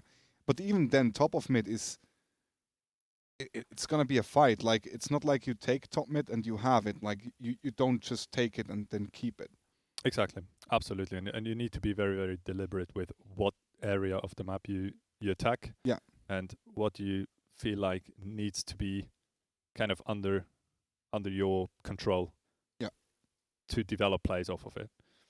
Another point that I would love to touch on with you is Traders AWPing. Okay. On Inferno. Okay.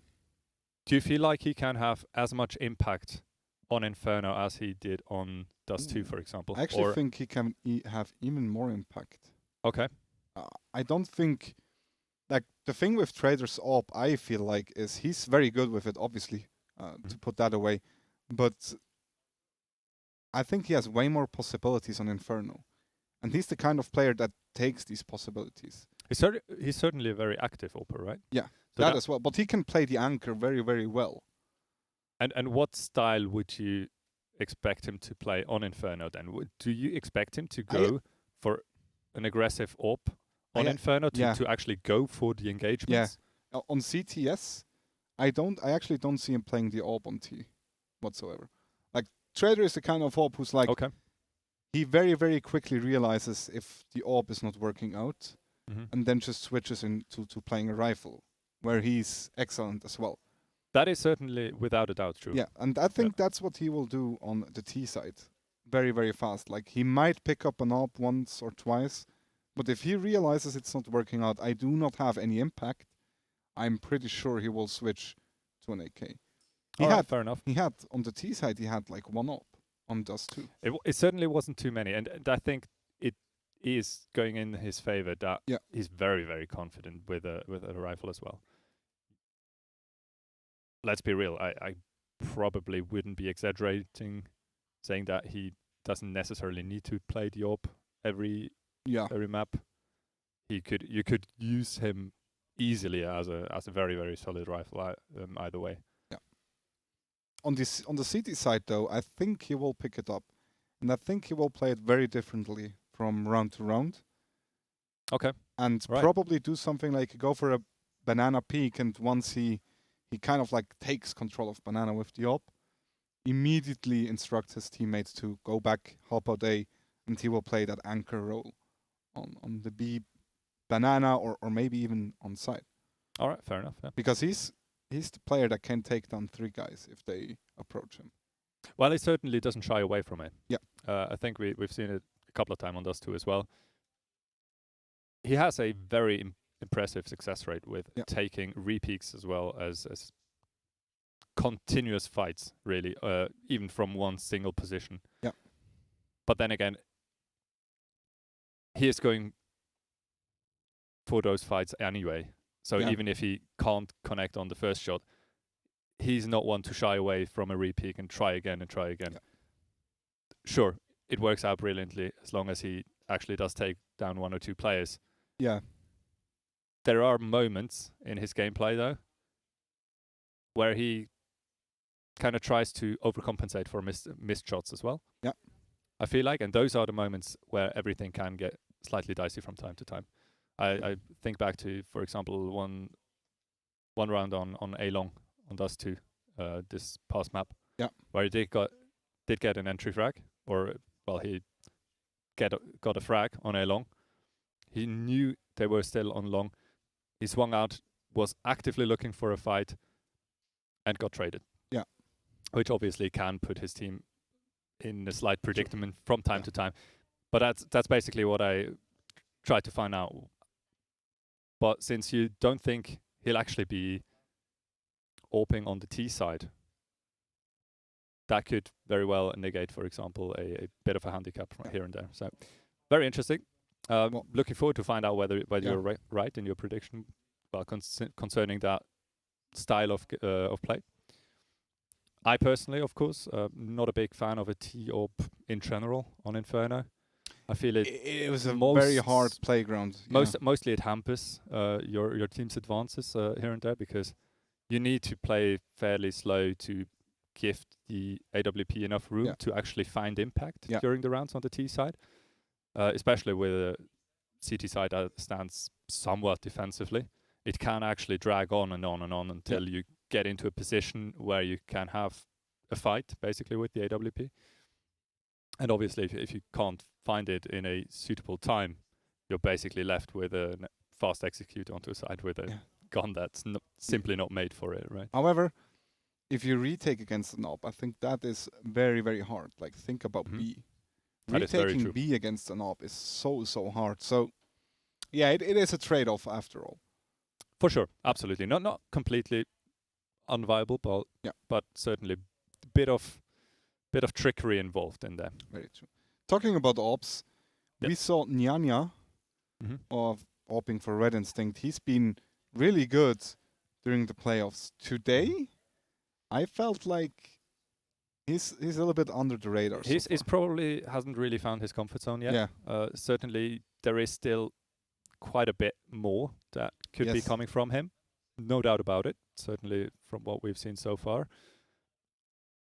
Then again, you need to always keep in mind this is a very different setting than what you are used to during the season, right? So players need to adjust. Sometimes it takes a couple of rounds. For example, GAIJIN now on Dust 2, right? Sometimes it takes a map. Sometimes it just isn't happening. That certainly would pose quite a bit of a problem for Red Instinct. Because like the way I look at it is if NaCl-Crew is able to find like his playing ground and you somehow can activate him, I think that could be the tipping point that Red Instinct needs to actually go forward. Like we saw KINGZZZ, obviously, he's been massive on Dust 2. We saw X-Real with his quote-unquote X-Real moves, which on another map, as we said, could suddenly just work out. And if he gets two players in an aggressive move, that is so much value gained out of it. Yeah. And then obviously you have Alex and Recall to back him off. So to me, it feels like if NaCl-Crew gets activated, it could be hard for GAIJIN. Absolutely. I do wonder how GAIJIN is actually going to approach this map. Whether they will play a high-octane, fast-paced, aggressive style, or whether they actually try to isolate players, find favorable duels, try and pick them apart in different positions, go for 1v1 engagements, you know, kind of work off your superior aim, or you just try and brute force your way onto a side. Both can work. Both is absolutely a possibility. And funnily enough, I think both could work, especially for GAIJIN here. True. All right, guys. We do have some technical difficulties. While we're trying to resolve those, we will send you back into a short break. So make sure to stay tuned, and we will be right back.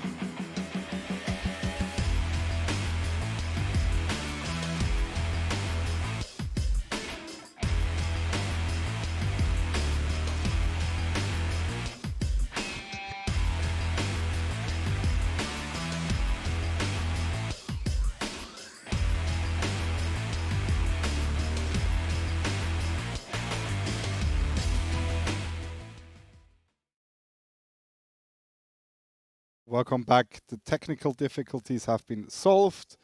Production crew was fast on track, and we're ready. Looking forward to Inferno. It is still the Swiss Esports League Grand Finals by BRACK.CH between GAIJIN and Red Instinct.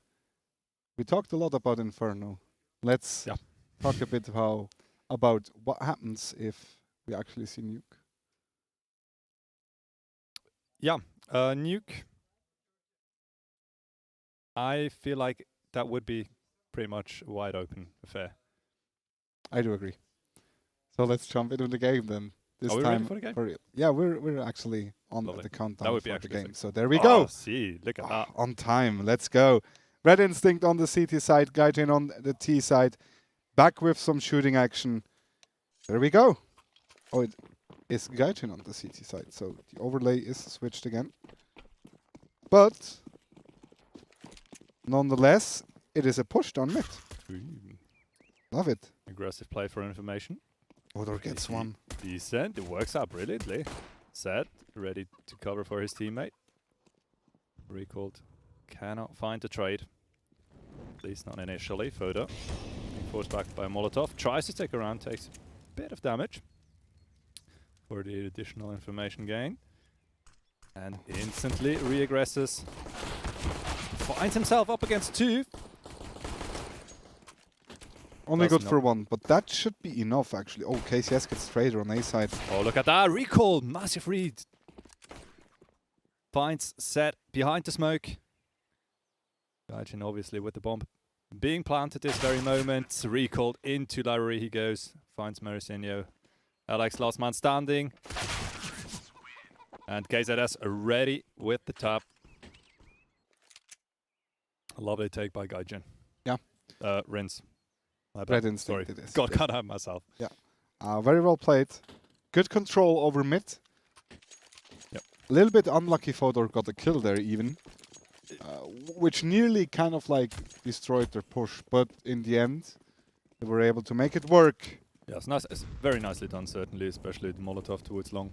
Very nice touch, kind of giving them the space to actually take top of mid. Lovely done. That's exactly what you want to see.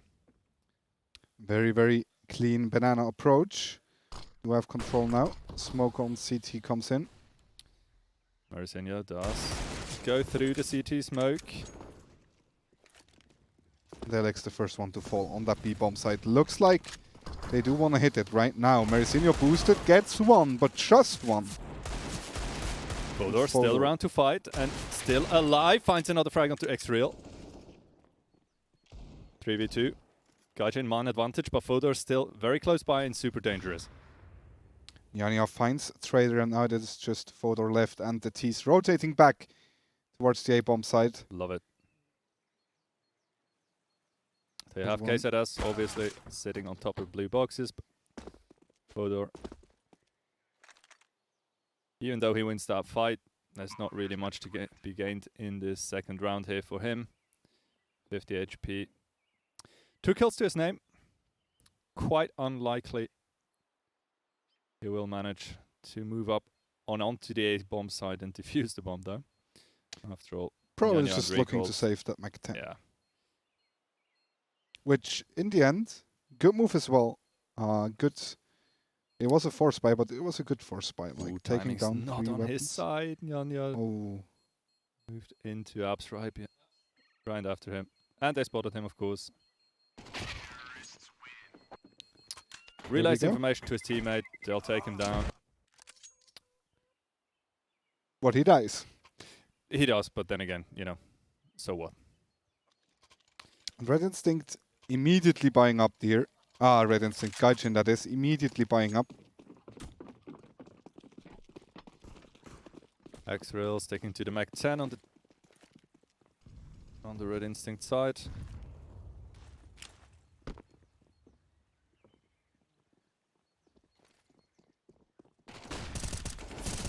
A good flash, but can't manage to get the kill actually. Finally, Fodor gets it. And with that, they do secure banana control. The question is for how long as Fodor hits the perfect timing. And that more or less tells GAIJIN or Red Instinct that they will have either to retake the B banana control or to actually go onto the A bomb site. Both quite hard to do. Alex from bottom of second mid actually gives a support smoke towards a long. Moves all the way back, picks up the bomb while his teammates are starting to take aggressive action towards the A bomb side. Set. Don't find NaCl-Crew. Well, at least not instantly, but we'll take care of him in the end after all. And might be even in the right position to deal with Alex coming out of apartments. There we go, bullet. Here's where he walks out from, and that's a pretty nice hold. Yeah, very good timing for Set twice. Able to get that 3k in the end. Kind of winning the round for GAIJIN in the end. Very important round as well after those two first losses. You really don't want Red Instinct to start kind of like get rolling on Inferno. Yeah, it can be a bit tricky if they get a lot of momentum on the T side, rack up the numbers already. Once again, a very aggressive banana push by GAIJIN as Red Instinct moving towards the A-bomb side. It is a force buy for them as well. Fodor gets one. And Zed gets 3 actually. Once again, he is still alive and recalled with very low HP, waiting in the smoke towards A-long. Might be able to catch someone off guard. Zed cleverly waiting in apartments. On now recalled has been spotted. Takes down one player. He does not have the bomb. The bomb is still lying on short. And obviously Zed a very tricky player to deal with on the A-bomb side. He usually plays the anchor in or around pit. And so incredibly consistently he gets 2 or more frags from that position. It is actually almost a bit unfair sometimes.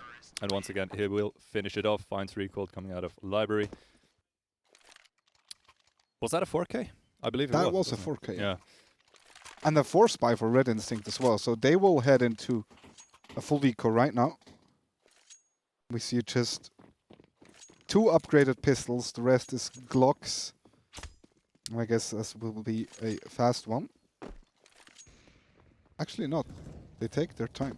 Good nades. Good kill by Fodor as well. Yeah, Fodor's not waiting around. Peeks right down into middle. Finds one duel. Claims victory. And with that, Red Instinct already at a man disadvantage as they are slowly but surely moving towards the B-bomb site. Maricinia. Smoke in hand. Yeah, ready for the push. One player boosted as well.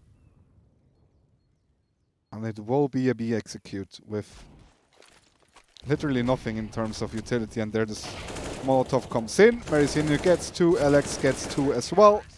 And just like that, GAIJIN takes the lead. Clean. Very clean. And there we go, Trader with the ult.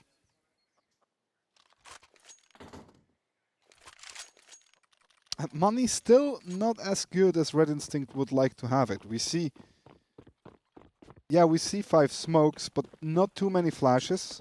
Just 1 Molotov. Mid peek from Trader. Not quite. Only commits to the angle for second mid. Oh, that's beautiful from Zed. Bit of a whip going on, but in the meantime, Trader has found one as well. Zed should have been ready. 4x real top of mid. Couldn't quite get across that placement. Ooh, what a frag by X-Rail. X-Rail. Nice movement there. Slides into the arch position. Alex spots 3 players. Good for a double spray down. Cannot connect on the third one. X-Rail should have at least a bomb plant pretty much for free. Yeah, X-Rail now able to take on the B-bomb side. Maricinia, he's not in a rush. Still very quiet. Actually, X-Rail gets the kill onto him. And now it's Trader left. Yeah, that puts Trader in a very awkward position indeed.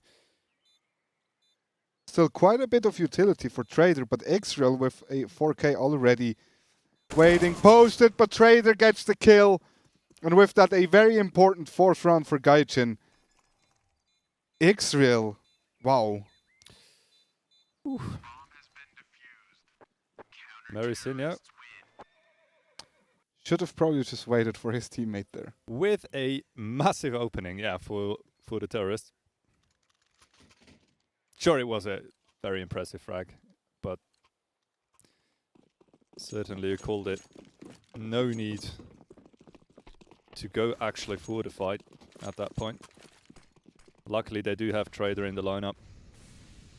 And he was ready coming around the corner. Trader once again peeks down into Maxi, cannot connect on the first shot. As Nyanya is very right next Does to he it. see on the play, shadow? spots Yeah. him. Marisinho not ready for Nyanya to creep close right under him. Alex re-aggresses towards Banana, finds the first one. No, second one's bottom mid. Yeah, but he's able to gain a lot of control in Banana. And instantly, the push. Yeah. Bodor gets deleted by Alex. Just like that, Red Instinct have a firm grasp on the A bomb site. Alex Trader, certainly 2 big names going for that retake. But Xreal might put a stop to it instantly. Oh. My goodness, Alex with only 16 HP keeps on fighting. Already has this Yeah, bunch knows of where 2 one players. is. Vex pit. Is he aware of both players in pit? I think he is. Finds the kit Certainly as had well. a good read on it. But it is the round for Red Instinct as they bring it back to 3. With a crumbled economy, or a round with a crumbled economy. Couple of Galils, Deagles as well, but they still managed to do it. And that means GAIJIN, it's now their turn to show us what they can do with their Deagles. Smoke Molotov, flashbang, and even an HE on Alex. HE being used, the mid push comes in, Marisinho finds one, but just one. And that opens the A bomb side as KINGZZZ gets Trader as well. Keep an eye on set. He has go for a bit of an excursion into apartments. Certainly here's at least one player stepping around close by in mid. And Nyanya might be gifting him an AK. Should he not turn around in time? But apparently Nyanya has some telepathic abilities and hits the perfect timing. Very well played by him. Brings it back even 4-4. And still GAIJIN not too happy about their money. Hard few rounds for them right now. 3-player towards the B-bomb side this time. Whereas before we saw 4 going A. True. Considering the 4-4 scoreline though, can't really blame them. What a shot by Trader, that was instant shot onto Nyanya. Important one as well. And now Red Instinct with the instant execute onto the A-bomb side. I think they have spotted a pit player at least, Alex. Trying to find him. Fodor makes himself known. They know 2 players are in pit right now. but Fodor finds more. Said just slightly overextended around the corner. It's being picked off. But GAIJIN still a man up. And a very possible retake about to come in. One player has been spotted, but are they aware of that one player pushing in from apartments? It looks like, but Trader with another beautiful deagle shot. And Dexter gets taken out as well. GAIJIN win the anti-eco round, which is kind of hard for Red Instinct right now. After they started to get kind of rolling, a round like that, that's gotta hurt. It is certainly, absolutely. And let's be real here, GAIJIN didn't really have any business winning this round. No, not at all. Sure, they did basically get what they wanted. They had 3 players early on towards the B-bomb side. They did get a frag, forced Red Instinct onto an execute onto A. Hands down, very nice setup. Double play pit. Make it work, but in the end, you should still be able to keep off a 2v3 retake, really, if you have rifles. Very true. This time, Red Instinct immediately pushes that B bomb side. 4 players already down just 30 seconds into the round. Bomb is being planted, and I guess the only thing Zed can do is try to hold off of his AK. Yeah, Not that AK lose it. might actually come in very, very handy in the next round. Looking at their economy, Fodor with only $100, Zed himself only a 150. So I would reckon they could quite handily opt for a buy next round, should they be able to keep that AK in play. Zed hits a good timing against Alex. Alex did not spot him going down second mid through those apartments. And with the bomb exploding, it looks like Zed will indeed... Ooh. Okay. Yeah, well, if both players don't look at each other, then I guess that's fine as well. And that means, I think, yeah, GAIJIN is going to buy up again. Shouldn't be too much of an issue. Fodor might have to resort to only a deagle, indeed. But at least the rest of his teammates are fully equipped, or pretty much so. And recalled with the AWP on the T side, so looking forward to see what he can do with it. Trader posted on long. I think he saw the shadow or the weapon there. Once again, tanking a couple of hit points there for the delayed shot towards top mid. Hardly falls back, will be faced by Alex. Takes him down without too much issue. Gets Goes X-Real back as for well. seconds. X-Real to fall. And the bomb carrier still sitting behind that smoke towards Arch. Yeah, and that could be the right move if they're able to get Alex there. But Alex is posted and ready, finds the bomb. Nicely done, it is just recalled. Left, finds Fodor with a insane P250 shot. But Alex takes him out. And with that, brings GAIJIN up to 6. Now, GAIJIN in the lead. But is that enough? Like 1 round lead on the CT side? It might very well be. To be quite frank. 6 rounds already. Oh, fast people. Might be even more towards the end of the half. As of right now, though, huge battle going down in Banana. 2 frags so far for the Red Instinct side. Only 1 trade being found by GAIJIN. GAIJIN with 2 players still towards A. We do see Fodor retaking position towards side. As Red Instinct showing us the meaning of patience. Yeah, and set the anchor on the B bomb side with no utility, so he has no chance to delay a potential push from Red Instinct. Yeah, he probably needs to go for the fight and try to get at least 2 players. Gets flashed off and recalled, gets him. Beautiful play. That's the B bomb side. Alex finds Fodor in middle as well. Trader left with the AWP, and I don't think he can do anything here but save it. Or can he? Or can he? No. X-Real finds him, brings it back into a 6v6. Yeah, nice little shot there. And the pushing player, but obviously with an AWP against 3. And he was so close to the side, he was pretty much fully committed. 6-6. GAIJIN once again, only pistols to work with. Red Instinct keeping pace up. NaNa already taken control over the top of the Banana, sitting close to Car. And Marisinho, cheeky little peek. His teammate goes for the fight, Alex. Good find with the deagle. Oh, Marisinho might have heard that step. Trader battling in second mid as well.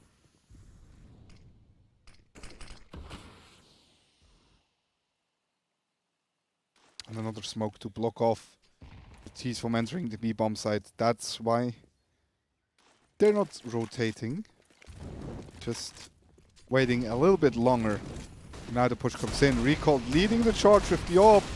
Gets taken up by Marisinho. Marisinho able to escape. Set on side. Gets one as well. But Alex opens up that B bomb side with a 3K. It is just Trader left. Oof. Alex saving Red Instinct from a very dicey situation there. It looked for a moment as if GAIJIN actually are able to hold them off over on B. As it sounds though, Trader needs to find 2. An instant headshot would certainly be helpful, but X-Real pops up in his back and takes him out without too much issue.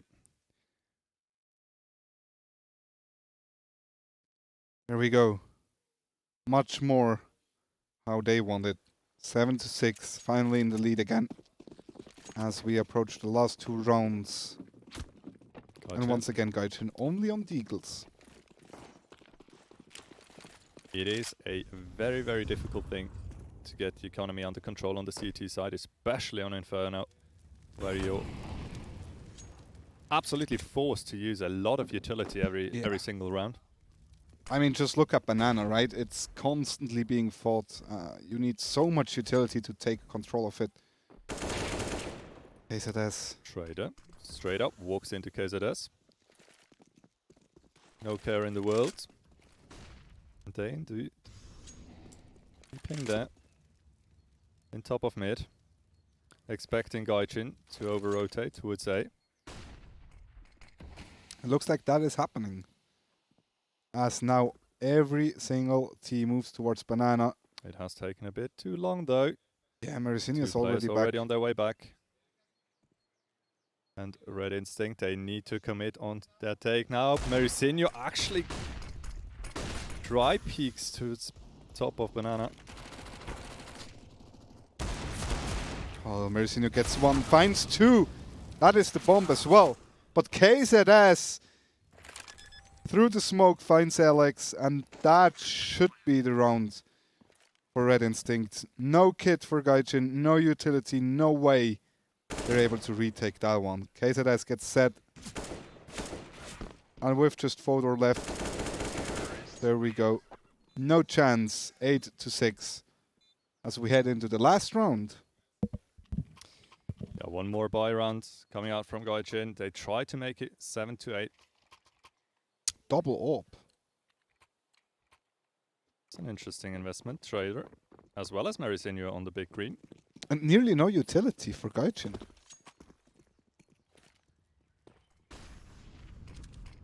Probably looking for early engagements with those AWPs. Looks like it. Once in their favor early on, Trader can't connect onto anything into Banana. Yeah, and with that, Banana control belongs to Red Instinct, and it will stay like that because there's no way GAIJIN can actually retake it. Yeah, if Red Instinct do take their time and start to pressure GAIJIN back into the defensive positions, there is nothing really the CTs can do about it. They do try to re-aggress to its short. Alex, free frag onto Fodor on over the top of the smoke. And Zed about to be faced by multiple opponents. Marisinho tries to support him from the stairs, but Zed now with it all to do, finds 2. And might very well stay alive. Yeah, he did spot recall. Doesn't find the kill though, and now this Trader left with an AWP. No kit. If he switches to No an utility. AK or an M4, this is absolutely doable. Nyanya and Recalled both in very low HP, 12 and 25 respectively.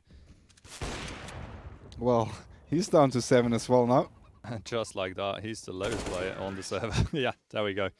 They do deal with him, and that's, well, quite a decent half. Yeah. For Red Instinct. It was very close when we started off the game, but got closer and closer, and in the end, Red Instinct pretty pulled long off back ahead. and forth. Yeah, the Red Instinct had to really, really work for that lead. Yes. And now heading into the second half. Yeah, working off of 9 rounds on the CT half seems like a pretty doable thing, not gonna lie. So let's see if GAIJIN has something up their sleeves now. One single decoy. Other than that, we do have every single player with Kevlar. Oh, Fodor Good finds strike. Alex. Alex finds recalled as well. B is under control now for GAIJIN as X-Rail falls as well. Alex with the 3K and Trader gets KINGZZZ. And that's a start for GAIJIN. Like, it couldn't be any better. Yeah, absolutely. Picture perfect. Aggressive play. Playing the numbers game. Finding the trades, finding the frags. Well, no trades needed, obviously. They didn't lose a single player, but certainly just steamrolling onto the B-bomb side. Worked out like a charm. And GAIJIN. If you do not need any trades, why do you need a trader then? I don't know. It's probably useless by that. All right. By that time. Obviously, I'm kidding. Trader, you know, as a matter of fact, he's pretty decent on entries. He's got those. He seems pretty decent at those- everything, actually. Yeah, but especially on his crosshair placement is absolutely on point. Yeah, sure. Deagle round for Red Instinct as NaCl does not find the kill. Finally, he does. I was just about to say, how in the world did that not connect? Makes good on it. And just Only like one Red player, Instinct, yeah. GAIJIN do feel the pressure. They move onto the A-bomb side. Now, question is, how long will it take until X-Real has to show himself, goes for the fight, gets 2 tags in, but it's not going to be enough. KINGZZZ finishes it up with a nade. Oh, Alex. Oh, Good peek. that was massive though. 3v2 now, man advantage, 2v3. Mirror situation. We have seen GAIJIN make it work on the retake. No kit for Red Instinct, though. Trader with the ever so important frag on Alex. Now versus 2. Finds the first one. Nearly finds the second one as well through the smoke. Another tap, and KINGZZZ actually makes it happen. And gets the round for Red Instinct. Oh, wow. And we can see Alex there having a good laugh. Very important round. On the other hand, yeah, that's hard for GAIJIN, man. And starting off their comeback on the T side, that kind of stops it. Yeah, absolutely. Considering that it was the, what was it? The second round, right? Yeah. Yeah, the second round. It is obviously a massive one. No doubt about it, but I guess there is a bit of a justice in there. After all, they were on the receiving end in the first half of basically exactly that round, the way it went down. Oh, look at Trader. He was so fast in apps. Alex, though, he's ready. Waiting for him. Takes the Yes, peek Trader towards was A-long. spotted actually from the player back on site. X-Real. Now the Molotov towards apartments. GAIJIN do have top mid control somewhat. Decide to fall back. Mericinho gets one. Even finds a second one. During the rotation, NaCl comes in and gets him. And if they did pay attention, they now know NaCl is a B player. And there should actually only be one player towards B, but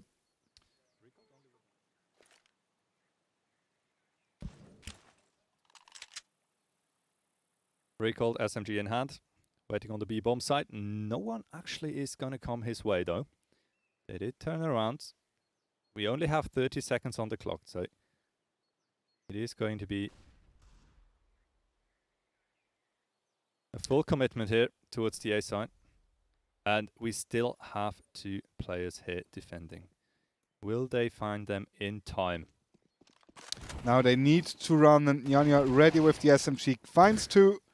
Fodor left. Nothing he can do. There we go. Alex takes the kill. Yeah, he even commits to that fight with only 4 seconds on the clock. That's Well, he bit can buy unexpected. anyways. And if he gets killed after the clock... no, Yes, he can't no. buy. No? Alright, never mind. And he had an AK in hand. Yeah, true. Ooh. Fodor buying down to 1.2k. That's a bit of a commitment there from Fodor. Wonder whether that was actually a misclick, because it doesn't necessarily look as if that was intended. Yeah. Being down 4 rounds, 7-11, that's Only not 2 necessarily rounds a lost buy that bonus you as want to well. risk. Tactical pause for the GAIJIN side. So maybe there is an internal discussion going on, whether or not they should actually possibly be. Go for a bit of an unexpected. And they do. Trader buys play down to 1.5 as well.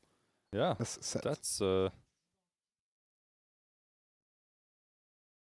interesting decision. I wouldn't have. I certainly wouldn't be expecting them to have upgraded pistols. I think it's too big of a gamble at that stage already. But who knows? Like, I mean, in the end, if you get 1 kill, you can still comfortably buy up. How high is their round loss bonus at? 2.4k. 2.4? Yeah.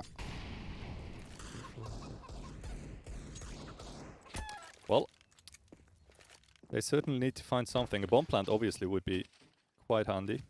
You should be able to kill chickens and get money for it. That would spice up things. Sell chicken nuggets? I'd Sell buy them. chicken nuggets, yeah. Very slow approach from GAIJIN, but 4-player towards middle. They do take top middle control, and I like the fact Red Instinct are very, very defensive. Just waiting for those deagles, but if Fodor peeks you like that, there's nothing you can do. So much control for GAIJIN Not now. only has he picked up an info, but he's sitting already in CT spawn. This is going to be massive. Nyanya just in time finds him. It's quite a lot of pressure alleviated. They can now focus for the defense of the A side, but Alex has been taken down. And Zed just barely can't connect on the players on stairs. Nyanya Are they aware of Zed? Zed in pitch? They should be. There we go, Nyanya takes care of him. Oh, Trader with a 2k though opens up that side. 1v1 now. Does he find the head? Has an M4. Gets the tag. Still a 1v2. Oh, yeah, there's a 1v2. Oh yeah, Maricini was so low on HP. Yeah, it was alright, visible, never mind. But 5 and 3 HP, and somehow they find the frag. They stay alive. What a massive move by Trader. That was dirty. And once again, GAIJIN proves us wrong. Buying upgraded pistols, winning the round. We look like idiots. Well. Oh, look at Xreal. Once again, a very aggressive push, but Trader is ready, and he was all alone. Still 3 players towards B. And that might give GAIJIN a false security in the amount of players on the B bomb side. Trader gets KINGZZZ. He even spots another one, and it doesn't really matter as GAIJIN swarm the side, and Trader in the end gets the 3k. And GAIJIN is back on 9 rounds. They're back in this game. Yeah, Red Instinct now. They cannot be flustered by that round loss. They certainly need to keep their hand in the game here. Sure, they are still up 2 rounds. But we are starting to move into very dangerous territory again. When GAIJIN is just allowed to pick you apart like that. Yeah, you really don't want them to get confident. No, certainly not. Slow play. I don't think GAIJIN is aware that it's another eco round. Low banana control. Very, very well played. And Fodor in middle. I guess for Red Instinct, there's much utility taken from the tees is basically already a win, right? True. They did hear the P250 now, so they should be aware of the eco, and they decide to move towards the A-bomb side. Double stack towards short. KINGZZZ, no chance. Gets taken out. Yeah, good move. Yeah. Just move. They move in numbers. Take the side. Make sure they have someone ready for trades. Well, they don't really even need them. Recall cheeky little frag onto Alex while planting, but good it's one. Not going to change too much in the outcome of the round. GAIJIN moving up to double digits, 10 to Red Instinct 11. And do you see what weapon Trader is yielding? Yeah, He's actually going for that, not picking up the ops, so far at least. really like that. And he obviously has been making it work Ooh, like a charm. Red Instinct, KZS hit by up. The rest of the team went for another eco. That's the third eco in a row. It is, and KZS. He is not allowed to die this round. That's... It is weird. Trader once again trying to get that opening frag. Spots one player. He's With at that least triggers the smoke. being supported by 2 teammates on B, but no one really coming their way. Alex and Dextriel, on the other hand, over towards A. We'll have a whole bunch of enemy coming their way. Yeah, Molotov as Facility well. expanded. He's now looking for the first frag and he gets it. Xreal is down. He even finds the second one. And Alex is just ready for each and every corner. Nyanya takes him out, but it doesn't matter. He gets 2, gets the A bomb side. And the plant for GAIJIN. Yeah, KZ has already turned around. He will stay on the B bomb side. Smart move. Certainly making sure he will have at least a rifle in the next round. And with that, we are back even. Imagine GAIJIN not losing that anti-eco round. Could have certainly a pretty different story. As it stands though, we are treated to a certainly very entertaining round of Counter-Strike here on Inferno. And GAIJIN looking like they want to take the fight to Red Instinct.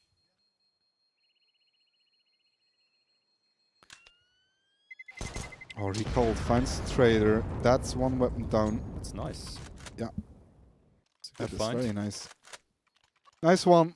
That will Finally, Red Instinct able to buy up again. Question is, will they find a way to hold off GAIJIN? Because right now, GAIJIN looks super strong. Trader's feeling it. He is. AWP, why not? Go and give it a try. After all, the momentum certainly in GAIJIN's favor as of right now. Nyanya trying to fight for banana control. Spots a second player after finding one frag onto Photo. Manages to fall back into the safety of his teammates' crossfire. As GAIJIN start to converge onto A. KZS takes down Zeds. It was just a little bit too early with that peek, probably. His teammates not really caught up to him. Yeah, Mericinho finds KZS, but they have no idea about Alex, and that's an easy one for him. Just Trader left with the AK. Don't think he's been spotted. And if he's able to find Nyanya in this off angle, could be an interesting end to that round. He hears him shoot, and he should be aware that there's a second one towards short. Oh no. Did they not pay attention? He's going to check for it. No, Is he's he going not. to check it? No, he's not. No, he's not. Whew. Nyanya gets a bit too antsy. Yeah. Tries to shoot the weapon. Trader not really fully ready to commit out of balcony. And with that, made it pretty close. yeah. Up on Xreal now, on the CT side. We haven't seen too many CT orbs so far, I don't think. Has been spotted. Yeah, we've not seen too many orbs at all, actually. That's true. It is all They have rifles. taken quite some time till they actually started to feel it. Trader now, second round. AWP in hand. And the 3 guys short stack. I like that move. Will GAIJIN be ready for that? Oh, the match has been paused. Looks like we do have a technical It's a one drop. pause. I don't know. Maybe.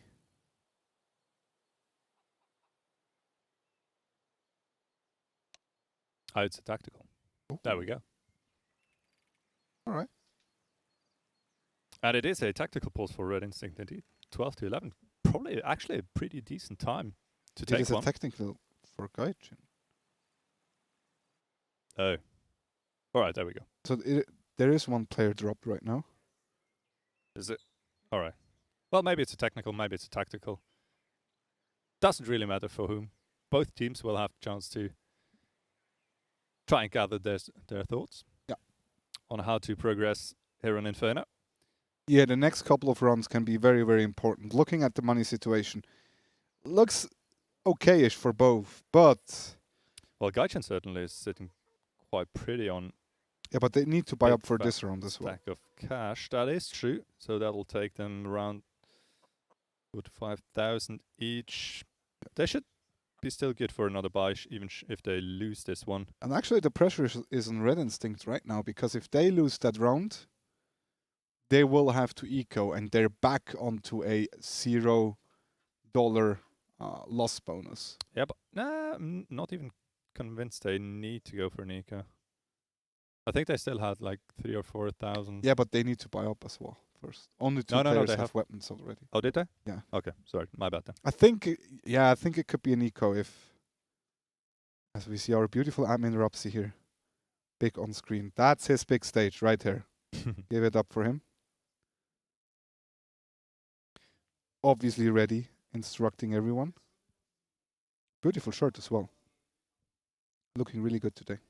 Looking sharp. He has no idea we're talking about. No, absolutely not. Why would he? I think that's good. Let's come back to the game though. 11 to 12. Let's say Red Instinct actually move up to... What do we have? 11-12 or 10-11? 12-11 for Red Instinct. Right, 12-11. Okay. Yeah. So should they move up to 13, it would be pretty much last chance for GAIJIN to win the following round. Otherwise, they most likely would be facing match point, wouldn't they? Or map point, my bad. After all, GAIJIN is the team with the chance to close it out here. Yeah. Like, given Red Instinct win this round, GAIJIN could probably buy up once more. And if they lose that one as well, they're on a full loss bonus. So I don't think GAIJIN will ever eco again in Fair enough. Yeah. this map, except if they now win like 2 or 3 runs, and then it looks different. But if Red Instinct win that one, I don't think there's another eco that we will see from GAIJIN. Obviously then, Red Instinct under quite a decent amount of pressure. Yeah, they the absolutely need to win that round. Like, it's gonna be so hard if they actually don't. So apparently it indeed was a technical pause. Yeah.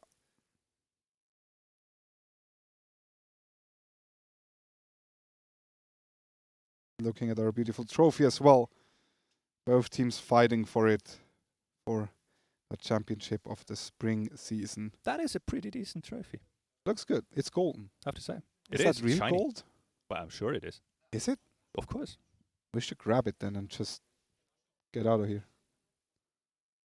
I mean, it's a technical pause. Everyone is occupied now as well, right? That is Might true. And as well try our luck. It's not such a long way. True. Out into the unknown. We gotta be quick. I wouldn't try it though. All right. Maybe later. There we go. We are back. Both teams bought up 2 ops. Once again, Xreal and Trader are yielding it, and Trader instantly takes a lot of control of Banana, and that is an important move because right now it is free Banana control. It is indeed. Alex picks up the bomb, and it certainly looks as if they are contemplating full execute onto the B bomb site. With that Looks information like it, gained, unfortunately though, smoke goes down. Imagine if Zed actually finds a kill towards A, like, that could be huge. Could indeed. On the other hand, can't really take too much risk here. After all, he is on his own. If he loses the fight, that's quite a lot of information gained for Red Instinct. We see Merisinio actually all alone on the B bomb site now. So they have turned around. Oh, Alex. From B to A. Maybe back to B, who knows? So far, Red Instinct, they have been on point with their utility. Alex. Alex quite gets connect. X-Real. Yeah. Alex needs to move back as well. Sets gets him. KINGZZZ onside. NaCl-Crew finds Marisinho, the lurker on B. 3 versus 3. Fodor with a very important one, but recalled again. Quick on the trade. 2v2. Trader misses the shot. And now it is Alex left. 1v2. 28 HP. AK and 1 single Molotov to work with. Looks for the first engagement. Does not want to face both players at once. Move. I like that move. He tries to isolate them. Will he actually go for the wraparound? It is a long way to go. He has to now. Oh, and that could be huge because they could be focused on pits. He has a Molotov. Is that Molotov enough though? It might be. Is it? It might be. Are you kidding me? I think it is. Oh, no, it's not. Yes, it is enough. Alex actually wins the round. What a massive play. Get brained Oh on. my god. Like, that Molotov was so clutch. Yeah. Well, the whole move was just absolutely clutch. Yep. I'm speechless. Played to perfection Just by quickly Alex. evolved into Super Saiyan there and wins that crucial round for GAIJIN. Insane. And there we go. It is a 4-spy for Red Instinct. Which means if GAIJIN will take that round, This could be it. this could be it. Yeah.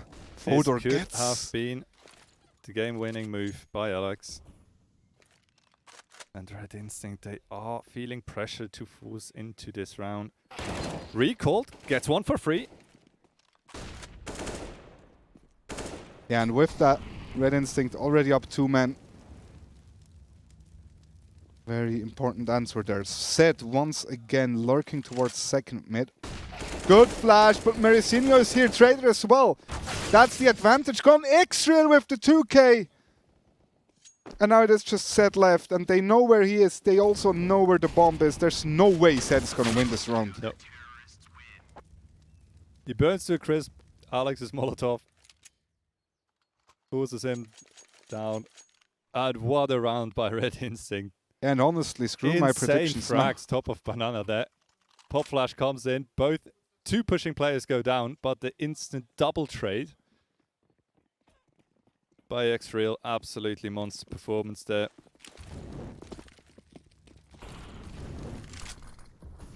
Just like that. Tables have turned. GAIJIN now with a single AK to work with on Marisinho. Oh, the flash is not good enough. However, 2 they do frags, find 1. 2. Yeah, they're aware of the third one as well because you just threw a Molotov. So Oh, look at that mid push. Comes Zed out. is ready though. And they are ready. They are ready indeed. Zed does not get taken That's out. an awkward engagement. Alex needs to get out of that. Smokes himself off. Buys him a little bit of time. Recall did not spot the player. Now he does after the shots have fallen. Still a 3v3. The players on A moved back. Huge tags onto Trader. But Marisinho gets the kill. That's a 3B bomb side. The bomb has been dropped in the open though. KINGZZZ. Flash out. Goes for a regression. Marisinho finds the kill. KINGZZZ left. They know where he is. They know he's there. They do not have 1v2. a smoke though. Oh, they're able to cross. Is that the move? Oh my lord. Well, if they can't... No. They know where he is. Yeah. But they just moved away. And he has no idea about Zed Yeah. here. Zed gets the kill. Brilliant. Absolutely brilliant. Oh my word. What a game we have. Screw my predictions. I mean, That was beautiful. even our cameraman got a bit shaky there. And another eco round. Now for Red Instinct, once again, GAIJIN, they need to convert this one. From one side to the other we go. GAIJIN once again with a massive chance to get ever so closer to match win. KINGZZZ first one to tank some damage here in round 27. A slow approach from both teams, really. Alex finds Alex. Important first one. They have no idea about X-Real though. Now they have. They do get the kill. KINGZZZ with the deagle. Only good for 1. And that should be the round for GAIJIN. There we go. And the money is still not looking splendid for Red Instinct. Said with a big fat smile on his face. Well, I Quite mean, understandable. yeah. Not gonna lie. It has been a couple of very weird and turbulent rounds. We do see an MP9 on NaCl and a FAMAS on X-Rail. And indeed, Red Instinct, they are fighting for it. Trying to keep GAIJIN off of match point. And there is so much risk involved with that. FAMAS, MP9. He's gonna get flashed in. They've done They it will time and flash him again. in. He does not find anyone. Recalled gets Maricinho, however. 3 players towards B. That's first job done for Red Instinct. Securing man advantage. GAIJIN, they have been moving back from B quite often now. As soon as they did get challenged in Banana. Zed testing the waters inside apartments. Alex Yeah, once again, Alex very sneaky little defensive. position. Spots chicken up on balcony. That's not an enemy though. Vader about to peek that short angle, but there are 2 players waiting. Will he find a good timing? He doesn't spot anyone. He's just waiting and slowly creeping forward constantly. I didn't think there's 1 player moving towards B. There That are is only Alex. 2 players towards side. No, he's sticking around. Gets smoked out of the play though. And GAIJIN. Molotov comes in. And the Trader entry, finds Trader. 2! And that's the A-bomb side. That's it. Red Instinct, they need to go for the save, right? Yeah. Yeah. Yeah. That's it. Oh my lord, Trader with the perfect timing finds 2 and single-handedly wins them that crucial round. And that's the point I was talking about right there. Trader not yielding an op, able to fight, opening up that A-bomb side. I feel very smart right now. Sure, go ahead. Feel smart. Feel smug. Well, No, absolutely. 15 It 13. certainly was the deciding factor to bring them onto match point. And let's face it, Red Instinct, it's not looking too good. Sure, they do save.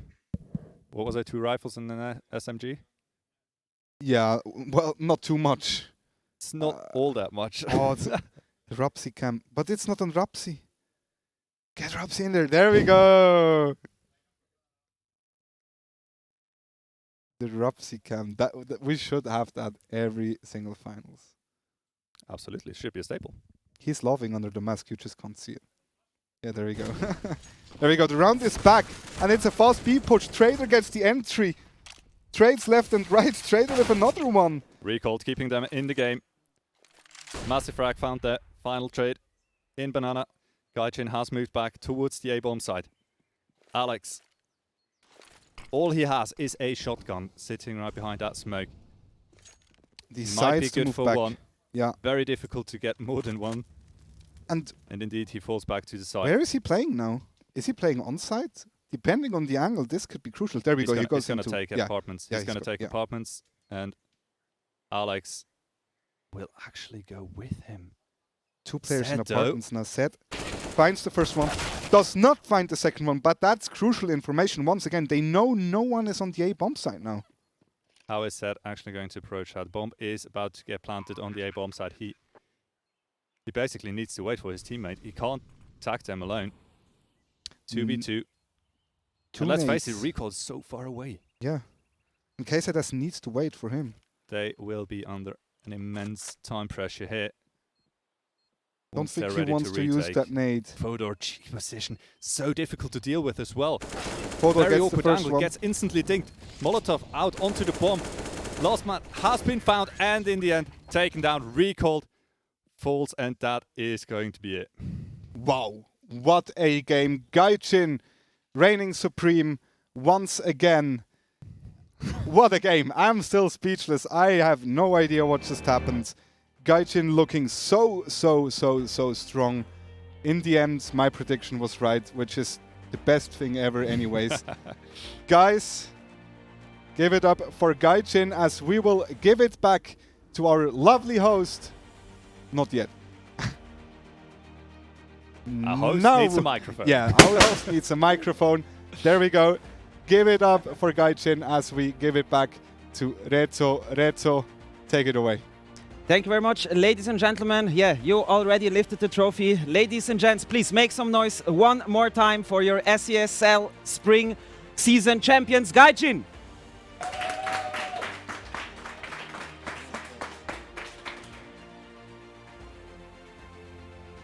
Ready? Nice. What a final. I think you were not too wrong and things didn't look too shaky.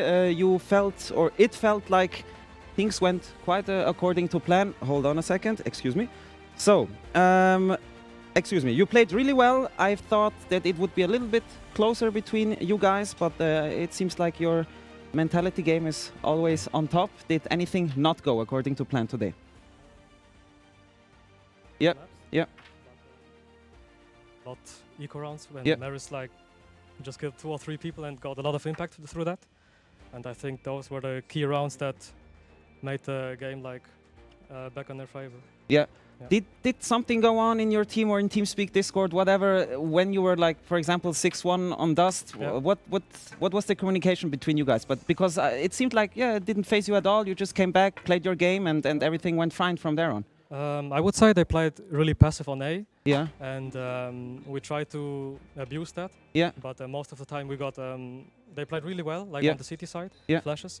And yeah, sometimes we just got caught off guard and yeah. I felt like throughout the entire match that you guys are a team that can adapt pretty fast to like given situation. You don't necessarily stick to your game plan, but you see, okay, this guy's always playing aggressive, this guy's playing very passive. We have to change things up. This is how it went today, right? Exactly, yeah. Yeah, nice. Anyone on your team you'd say hard carry today was the MVP? Trader really surprised everyone, I think. So a few good rounds of him, yeah. And Alex as well, yeah.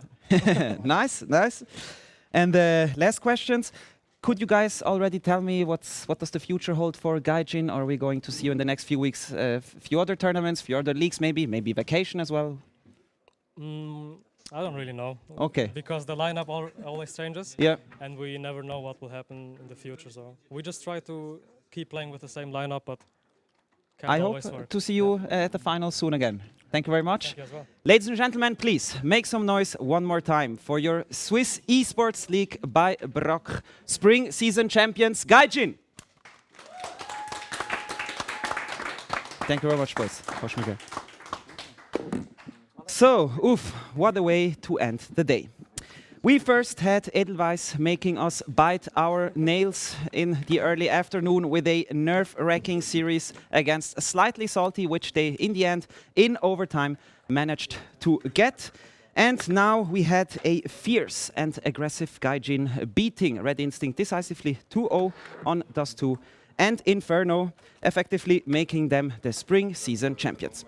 My name is Rito. It has been an absolute pleasure to host these finals for you guys, and it has been an absolute blast to be back offline again. Seeing all those familiar faces again was a real pleasure. Sometimes you have to wear a mask, of course, but I guess it is what it is. With that being said, I wish you guys a wonderful Sunday evening. Enjoy the rest of your weekend, and I'm sure we'll see each other soon again. Bye-bye.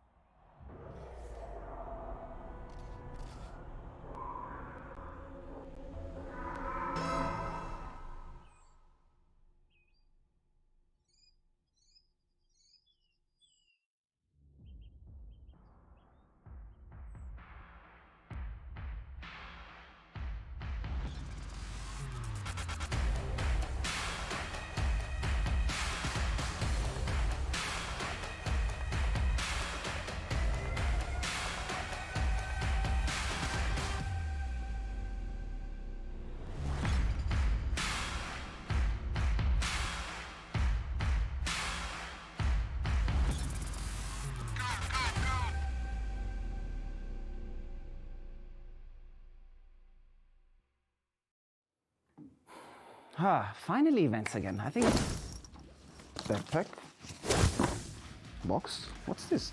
Ooh, even more. Okay, come on. Broskis, what's happening? Oh. Ah, that's the SEL team special by Katurix, where you now have the opportunity to benefit up to 25% on your order. If you order under the displayed website, use code SEL21 and make sure to order as a team or a org to be able to apply those juicy percents.